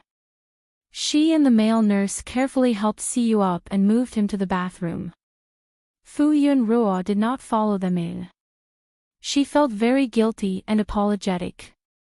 Siyu was such a proud person. Now, for her, their child, he had become a person who could not move and needed help with the most basic life skills. It must be a blow to his self-esteem, right? However, he didn't reveal anything at all. Wenwen held his phone in his hand. Seeing that the adults were not paying attention to him, he began to search for Feng Shui Ruo. He decided to take revenge for himself. He did not want to wait for more than 10 years until he had the ability to act independently. It was just that he did not have the ability now. However, it did not matter. Money made the world go round. He could find a private investigator. Unfortunately, it was not 20 years later. When he was at odds with the Fong Corporation and the Chung family, he had collected a lot of evidence of them evading taxes and doing bad things. However, those were all in the recent 10 years. He did not find anything that was older than that. However, it did not matter. Since they had done those illegal things in the past, they would definitely do it now. He could find a private investigator. Wen saw the headlines on the internet. The headlines were very eye-catching. Feng Shui-ruo has been arrested. There were several hot searches. The second was a one-sided comment asking Feng Shui-ruo to get out of the entertainment industry. Wen clicked on it and was stunned for a moment. When the adults were discussing the mastermind behind the scenes, Wen happened to be asleep and did not hear it. Therefore, he did not know that the mastermind had been found. He was preparing to take revenge for himself when he realized that Feng Shui had already been arrested. Her reputation was also very bad. He had not done anything yet, however, Feng Shui-ruo was actually arrested. Wen was really shocked. One of the legends of the entertainment industry in the future was actually going to jail. This was worth celebrating. Wen was so happy that he wanted to throw his head back and laugh. Now, Feng Shui would not be able to achieve what she had in the previous life. Let's see how she could harm him. Other than Feng Shui-ruo, there was also the capital behind her. The Fong Corporation. Yes, its predecessor was the Fu Corporation. As long as Wen did not let the mother and daughter inherit the Fu Corporation, this backing would be gone. Wen thought that since he and his mother were still around, he would not go past them and give the Fu Corporation to the Fong Corporation and their daughter, right? If he wanted to protect the person who harmed them, then the Fu Corporation would also be on his list of targets. Therefore, his main target now was the Chang family. Wen confirmed his target and prepared to find a private detective to look for evidence. With his small body, he could not go out to look for people, and other people would not take him seriously. Wen could only use electronic devices to look for evidence online. There was no detective agency that he had any impression of. Wen was not familiar with it, so he could only look carefully and slowly. Not long after, Siyu walked out. His legs were fine, so he could walk over slowly without moving his upper body. Fu Yunruo went up to Bang Siyu and lay down. There was nothing else, so the male nurse quickly left. Fu Yunruo said, "Why don't we ask Brother Yuan if he has any caregivers?" Fu Yunruo felt that it would be very inconvenient if there were no caregivers on standby at all times. Yuan Xan is busy now. Don't bother him with this small matter. The hospital is already thinking of a solution. I can bear with it for a few days. Siyu Ruo looked at Fu Yunruo. Or do you think I'm a burden? His voice was low, and his expression was a little weak. Fu Yunruo had never seen Siyu like this before. She quickly said, "No, why would I dislike you?" Her heart ached for him. "Don't worry, I will take good care of you." Siyu Ruo smiled confidently. "Okay." Fu Yunruo's cheeks unconsciously heated up when Siyu Ruo looked at her with eyes full of trust. She hurriedly looked away and turned to see Wen engrossed in playing with his phone. He looked like a child addicted to the internet. Fu Yunruo went over. "Okay, time's up. You can't play any more today. Get ready to rest." Wen Ruo closed the web page and looked at the time on his phone. He had played for less than half an hour. Fu Yunruo did not want him to act coquettishly. She took the phone and carried Wen Ruo. I'll bring Wenwen out to sleep. Wenwen said softly, it's still early, Mommy. I don't want to sleep. Fu Yunruo said, it's not early anymore, baby. Fu Yunruo let Wenwen sit on the bed. She got some hot water and wiped his body. She hugged and coaxed him. Wenwen, who did not want to sleep, fell asleep very quickly. Fu Yunruo looked at Wenwen. She wanted to wait for Wenwen to fall asleep before going to see if Siyu needed any help. However, she also coaxed herself to sleep. Fu Yunruo had been tense for the entire day. Once she relaxed, her body could not take it anymore and she fainted. At this moment, it was still very lively outside.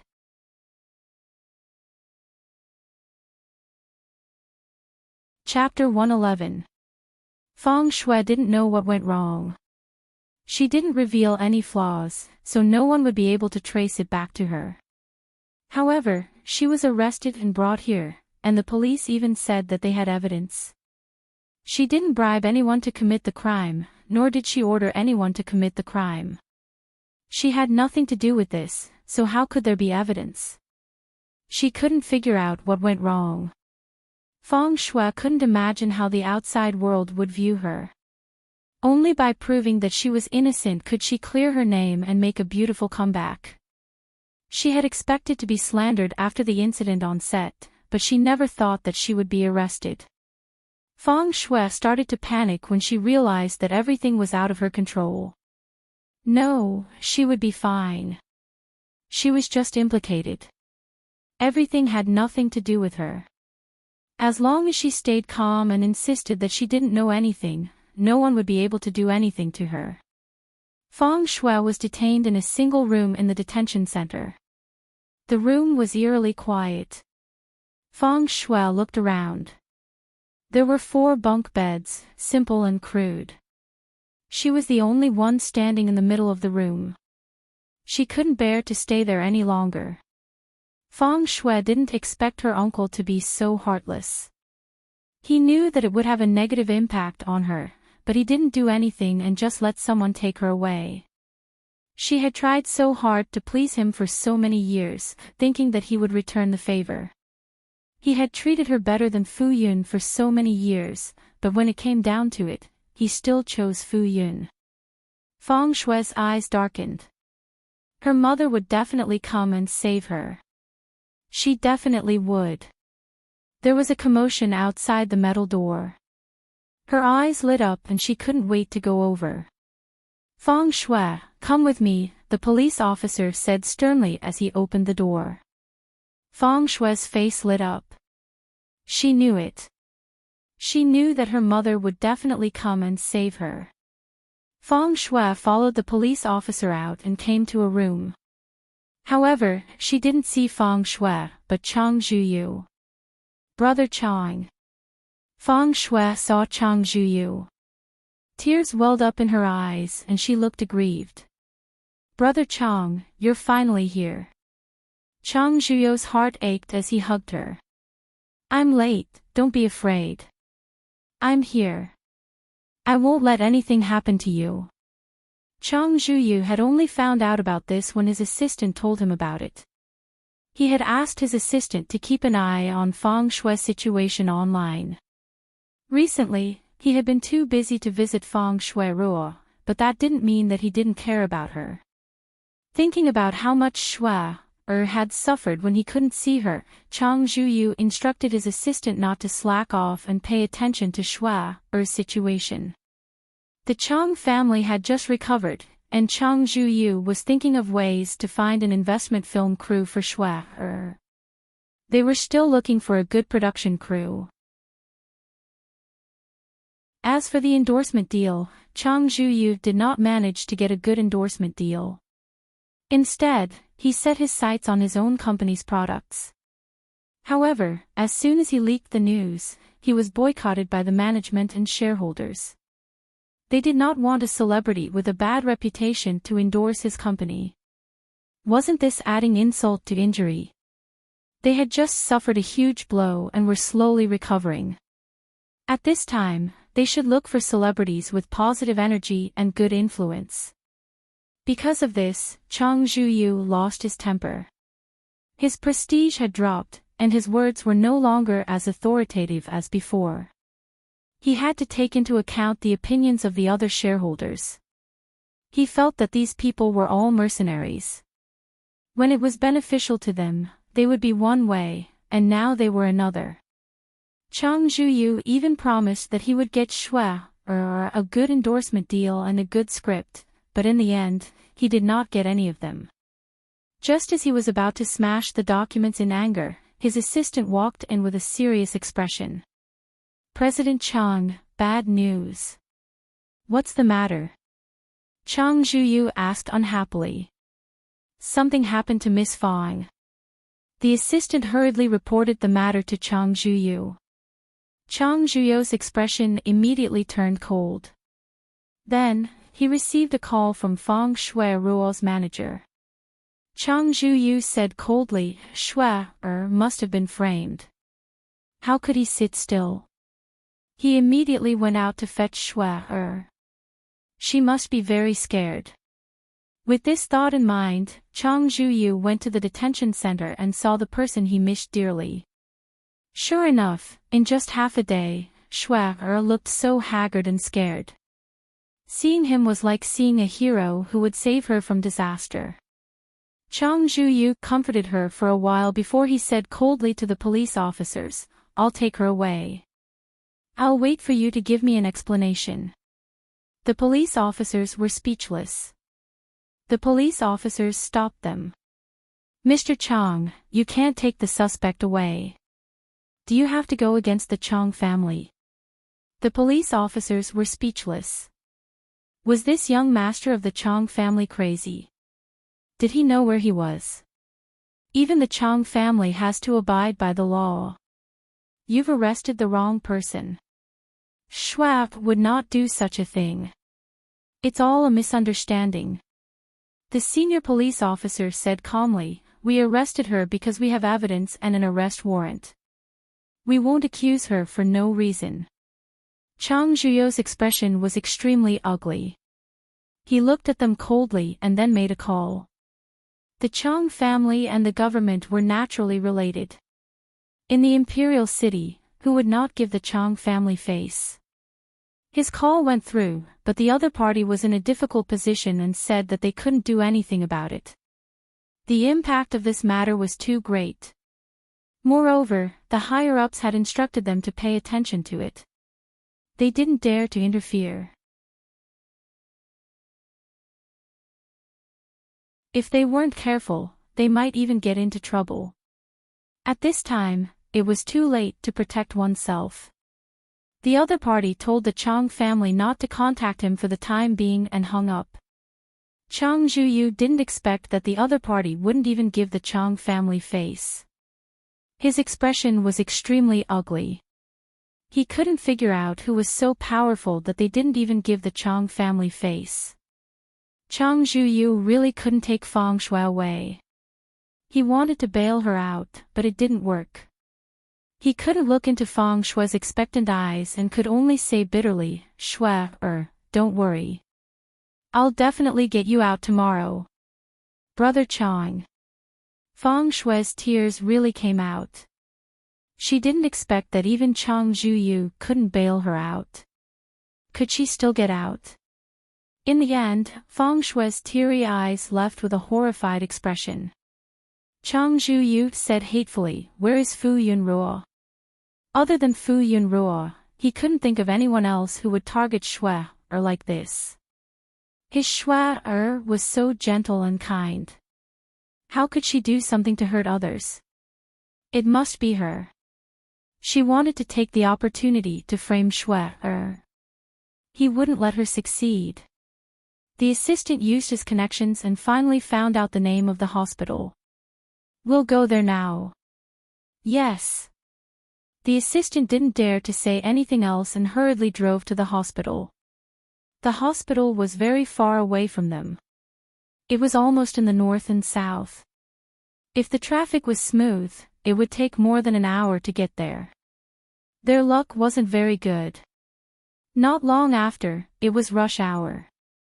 They were stuck in traffic for half a day and stopped several times. When they finally arrived at the hospital, it was already 9 o'clock. Chang Zhuyu walked into the hospital with a cold aura and asked to see someone. The receptionist said apologetically, "I'm sorry, sir. It's past visiting hours." They politely but firmly asked him to leave. Chang Zhuyu's upbringing made it impossible for him to make a scene in the hospital. In the end, he could only leave and stay in a hotel near the hospital. It would be easier to find someone the next day. Fu Yunruo naturally didn't know that so many people were looking for her outside.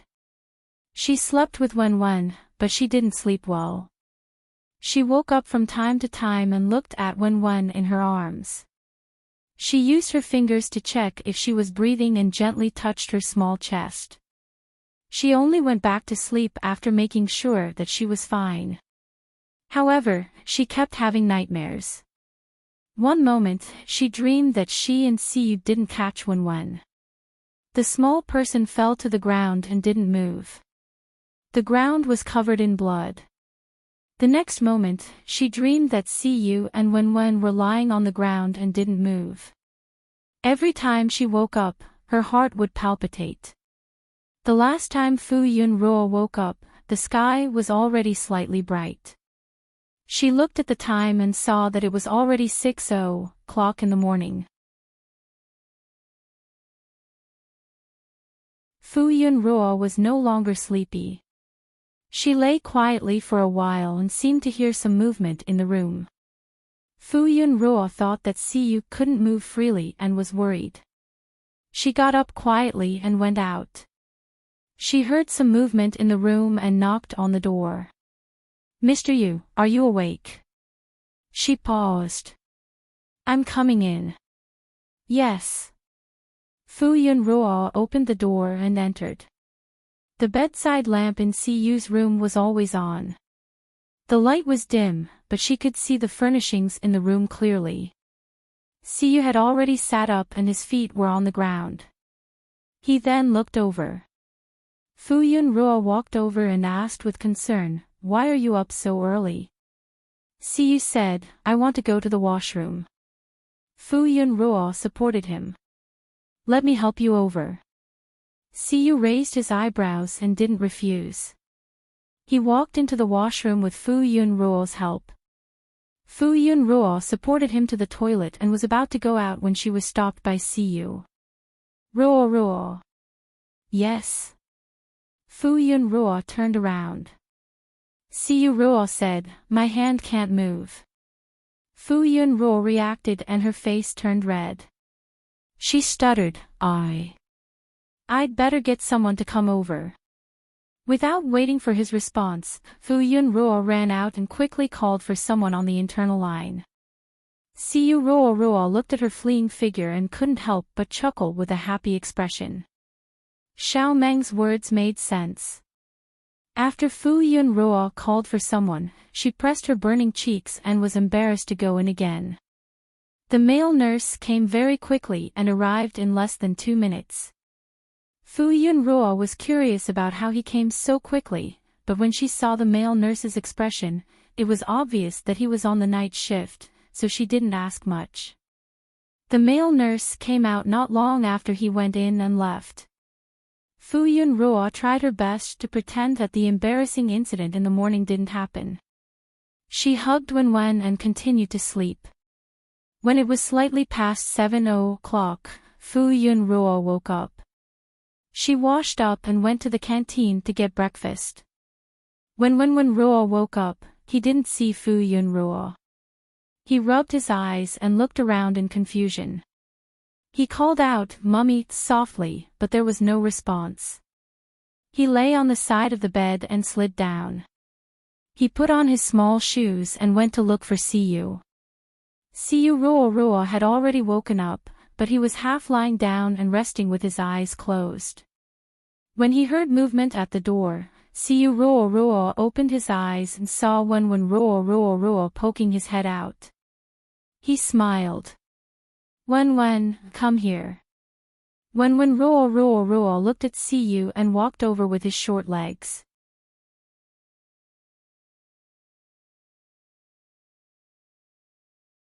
Chapter 112. Wen stood by the bed and looked up at Siyu. He asked curiously, "Where's Mommy?" He had not seen his mother since he woke up. "Where did she go?" Siyu said, "She probably went to buy breakfast." Wen nodded, indicating that he understood. Siyu asked softly, "Do you want to come up?" Wen thought for a moment and pushed the stool to the side of the bed. He stepped on the stool and climbed onto the bed before sitting down. He wanted to cross his legs, but his short and fat legs made it impossible for him to do so.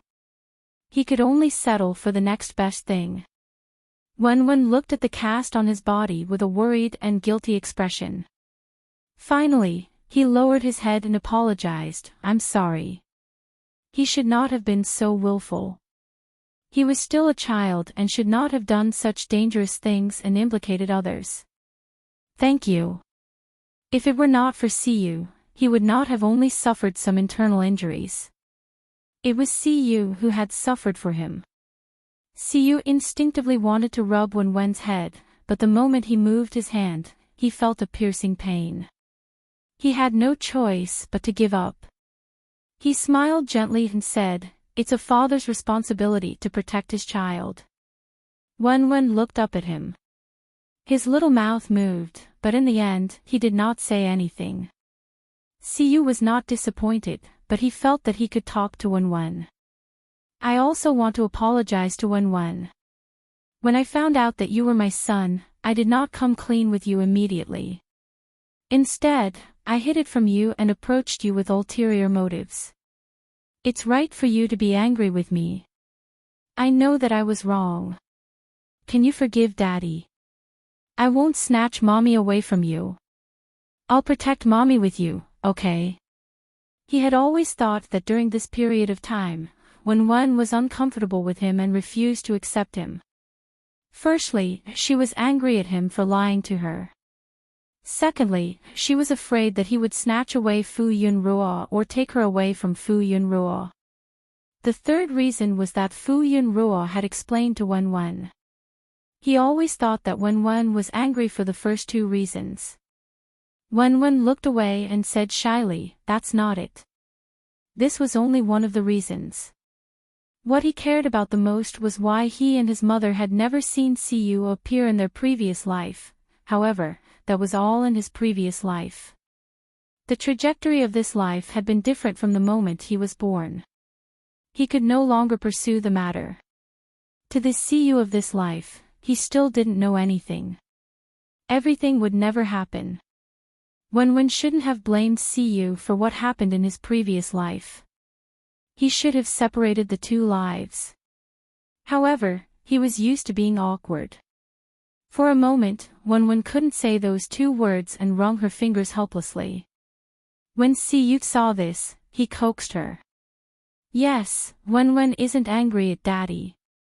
You just can't say, Daddy, because you've never called me that before.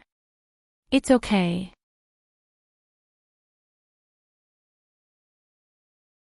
You can call me that when you're able to accept it." Siyu didn't insist. He knew in his heart that Wen only wanted to treat him like a father. However, he still felt a little regretful. He wanted to hear Wen change the way she addressed him, but he couldn't bear to force her. Wen lowered her head and didn't say a word. When Fu Yun returned to the ward with breakfast, she panicked when she didn't see Wen. Fortunately, she remembered that Siyu was in the other room and hurried over. After knocking on the door, she saw Wen sitting on Siyu's bed. The two of them were facing each other. Wen heard the noise and turned around. When he saw Fu Yun, his eyes lit up. "Mommy!" He stood up and wanted to jump off the bed and run over. Fu Yun hurriedly stopped him. "Don't move. The doctor had said that Wen couldn't jump around. Otherwise, his internal injuries would worsen." She quickened her steps and walked to the side of the bed. Don't move around. Wen was hugged by Fu Yun and instantly became very obedient. I'm not moving around. Okay, Wen is the most obedient. She inadvertently looked up and met Siyu's smiling eyes. Fu Yun thought of the embarrassing incident in the morning and her face instantly turned hot. She hurriedly looked away and lowered her head to ask Wen, have you brushed your teeth and washed your face? No. Hence, Fu Yun carried Wen to the bathroom and squeezed out some toothpaste for him. She filled a cup of water and handed it to Wen. Fu Yun thought of Siyu who was still lying on the bed.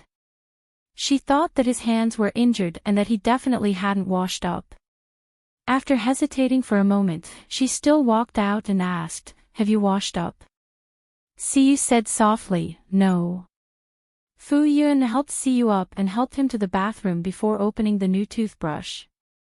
Siyu's hands couldn't move, so Fu Yun could only help him brush his teeth with the toothbrush handle. It was her first time brushing an adult's teeth like this, so her technique was very unfamiliar. Fortunately, with Siyu's cooperation, she didn't accidentally poke his teeth. Wen looked up while brushing his teeth. He saw that Uncle Yu and his mother were very close to each other, almost sticking together. He was very unhappy, but when he saw the bandages on the two plaster upper bodies, his unhappiness was immediately eliminated. Uncle Yu was injured and couldn't take care of himself because of him. His mother also took care of him because of him. Wen finished rinsing his mouth and shouted, Mom, I'm done brushing my teeth. Oh, okay, right away. Fu Yun finished brushing Siyu's teeth and put down the toothbrush and cup.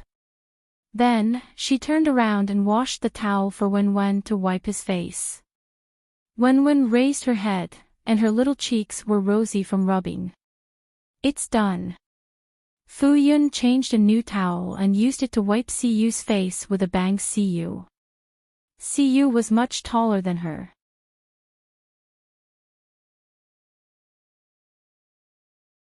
Even if he lowered his head cooperatively, Fu Yun stood on her tiptoes and raised her hand to help wash his face. Wen was just happy that his mother valued him the most, but when he looked up, he saw that they were very close to each other again. He pouted and felt that his mother had been snatched away. Fu Yun didn't know that Wen was thinking so much. After she tidied up the two of them, she brought them out of the bathroom and sat down to eat breakfast. As expected, Fu Yun fed Siyu breakfast again. Wen ate by himself today. When he saw Siyu being taken care of by his mother like a baby, he suddenly felt that the breakfast in his mouth didn't taste good. After breakfast, the doctor came to patrol the room. Dr. Xiaomeng checked Siyu's body and changed his dressing. 2 big bowls of black medicine were also sent over. Internal injuries would recover faster with traditional Chinese medicine, and there wouldn't be any sequelae. Wen was also forced to drink a big bowl of medicine. He lay there helplessly and felt that he was surrounded by bitterness. Dr. Xiaomeng suggested, it's better to let the child lie down more and sleep more. He will recover faster. Fu Yun had no reason to disobey, so she quickly nodded in agreement. Siyu was even more immobile. Fu Yun walked around and finally carried Wen to Siyu's bed so that the father and son could recuperate together.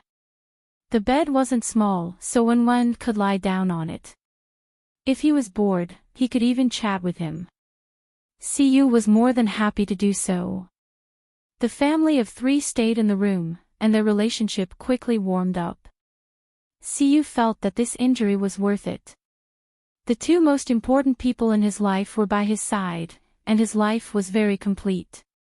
However, the family of 3's world was soon broken. At 10 o'clock, the ward became lively. When Yuan Axayan and the rest came to the hospital to visit, they were caught red-handed by Chang Zhuyu, who was waiting for them. Siyu had already instructed that other than Yuan Axayan and Tian, he wouldn't see anyone else, especially Chang Zhuyu. he couldn't even reveal any information about the ward. The C family was the major shareholder of this hospital, and it was managed by the Meng family. Chang Zhuyu came early in the morning, but not only was he unable to get any information, he wasn't even allowed to enter the ward. There were even bodyguards guarding the ward. How could Yuan Xian be threatened by Chang Zhuyu? He asked the bodyguards to stop him and went up himself. However, he stopped Chang Zhuyu. He didn't expect Fu Zonghong to be there. He had directly checked into the ward last night. Although it wasn't on the same floor as CU and the rest, it was a coincidence that they bumped into each other. Yuan Xian took into account that he was Fu Yun's biological father, so he didn't ask the bodyguards to throw him out. However, considering the bad relationship between the father and daughter, Yuan Xian didn't want to bring him up rashly. Hence, he called Fu Yun first to ask. The news that Fu Zonghong had stayed in the ward last night quickly reached Fu Yun's ears. At first, Fu Yun thought that Fu Zonghong was hospitalized because he wanted to see Wen. However, the news from the hospital said that Fu Zonghong's health wasn't very good and he needed a checkup. Fu Yun thought about the original novel. Even if he didn't die because of her death in this life, was there something wrong with his body? Fu Yun hesitated, but she still said to Siyu, "Let's see him. Maybe he didn't come here for the reason you think he did." Fu Yun looked at Wen. Wen, he wants to see you. Do you want to see him? In the end, Fu Yunruo left the decision to Wen. Wen thought about it and nodded. Let's see what he's here for. If he was here to plead for Fang Shui, then she would sever all ties with him. Seeing this, Fu Yun agreed in the end. Hence, when Yuan Xian came up, there was an unwelcome person standing beside him. Fu Yun's gaze was indifferent. Fu Zonghong looked at Wen and asked her about the situation in detail. Only then did he feel relieved. Wen looked at Fu Zonghong. They hadn't seen each other for a while and he seemed to have aged a lot. He didn't look too good either. Hence, she said, "You have to take care of yourself too." Fu Zonghong was flattered and replied, I'll take care." Wen thought about how the Fu Corporation would eventually become the Fang Corporation. He rolled his eyes and asked innocently, "The bad guy who caused me to fall from such a high place has been arrested. Will you help the bad guy get away with it? Bad guys are so scary." Fu Zonghong's expression changed for a moment before he said solemnly, "No, I won't." "Who dares to harm Wen? Grandpa will take revenge for you. Don't be afraid." Fu Yun only glanced at him and didn't have any other reaction. Yuan Xian noticed Siyu's expression and immediately understood. He said solemnly, "Chairman Fu, the evidence is all here. We've already submitted a copy to the police station. We'll officially press charges in 3 days." Fu Zonghong took the document and looked at the evidence carefully. There was evidence to prove that Wen's accident had something to do with Fang Shui. There was a detailed investigation of how Fang Shui led her fans to harm Wen in the end. Even though she didn't directly pay for the culprit, Fu Zonghong was still greatly affected. He almost couldn't stand straight. If Fang Shui didn't even let a child off, how vicious could she be? It was simply chilling. After all these years, he had actually misjudged her. His good granddaughter was only 4 or 5 years old, but she already had such bad intentions towards him. Where did her bad intentions come from? It could only be Yun Ruo. It could only be because of the Fu family. Then, all these years, wouldn't his daughter be surrounded by even more evil intentions? Did Fang Wanting know? Her daughter had such bad intentions towards his daughter. Fu Zonghong couldn't convince himself that Fang Wanting didn't know anything. He was more inclined to believe that it was because Fong Wanting had bad intentions towards Yun Ruo. Fong Shui was also influenced by Yun Ruo from a young age. Even if that wasn't the case, she had stayed at home and watched over the two children. How could she not have seen it? She was trying to cover up the truth to protect her daughter. She was even trying to distort the truth. After all these years, had he actually misjudged her? Fu Zonghong thought about how Fu Yun Ruo had cried and complained since they were young.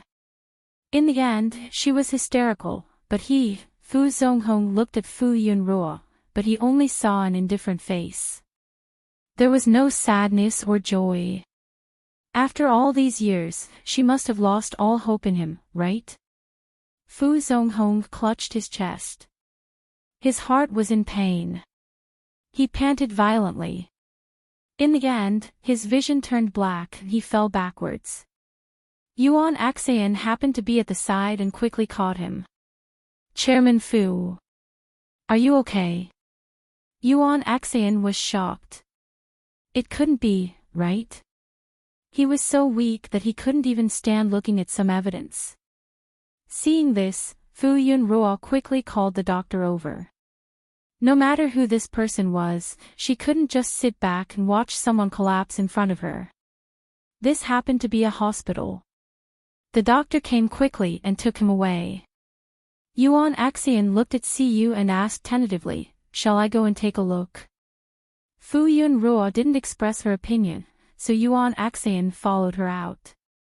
Fu Yun Ruo took the document and looked at the information inside. "You found the evidence so quickly?" Siyu responded. She didn't say that the chat records were real, but they didn't find out that the person behind this was Fong Shui Ruo. They were the ones who made this connection into evidence. The facts proved that they hadn't wronged her. However, this evidence can only charge her with instigation. She couldn't even be considered an accomplice because there was no monetary exchange between them and she didn't directly ask others to do bad things. She didn't provide any help either. She only instigated. No wonder she was so fearless. That person directly took the blame for himself and refused to admit that Fong Shui Ruo asked him to do it. But even so, he could still get her to give a heavy sentence. Fu Yun Ruo closed the document. That's enough. Fong Shui Ruo was such a proud person. As long as she was convicted, it would become a stain on her record that couldn't be washed away. It would be the biggest punishment for her. The Chung family wouldn't accept a female head of the family who had been in jail and harmed people, right? Looking at Fu Zonghong, he wouldn't protect her anymore. Fu Yun Ruo looked at Siyu and said gratefully, "Thank you." Otherwise, she didn't know when she would have found the evidence. "You don't have to be so polite with me." Siyu smiled. "Leave these things to me. Don't let these things affect you. You and Wenwen just have to be happy." He had been careless this time, but there wouldn't be a next time. He would always protect them under his wings.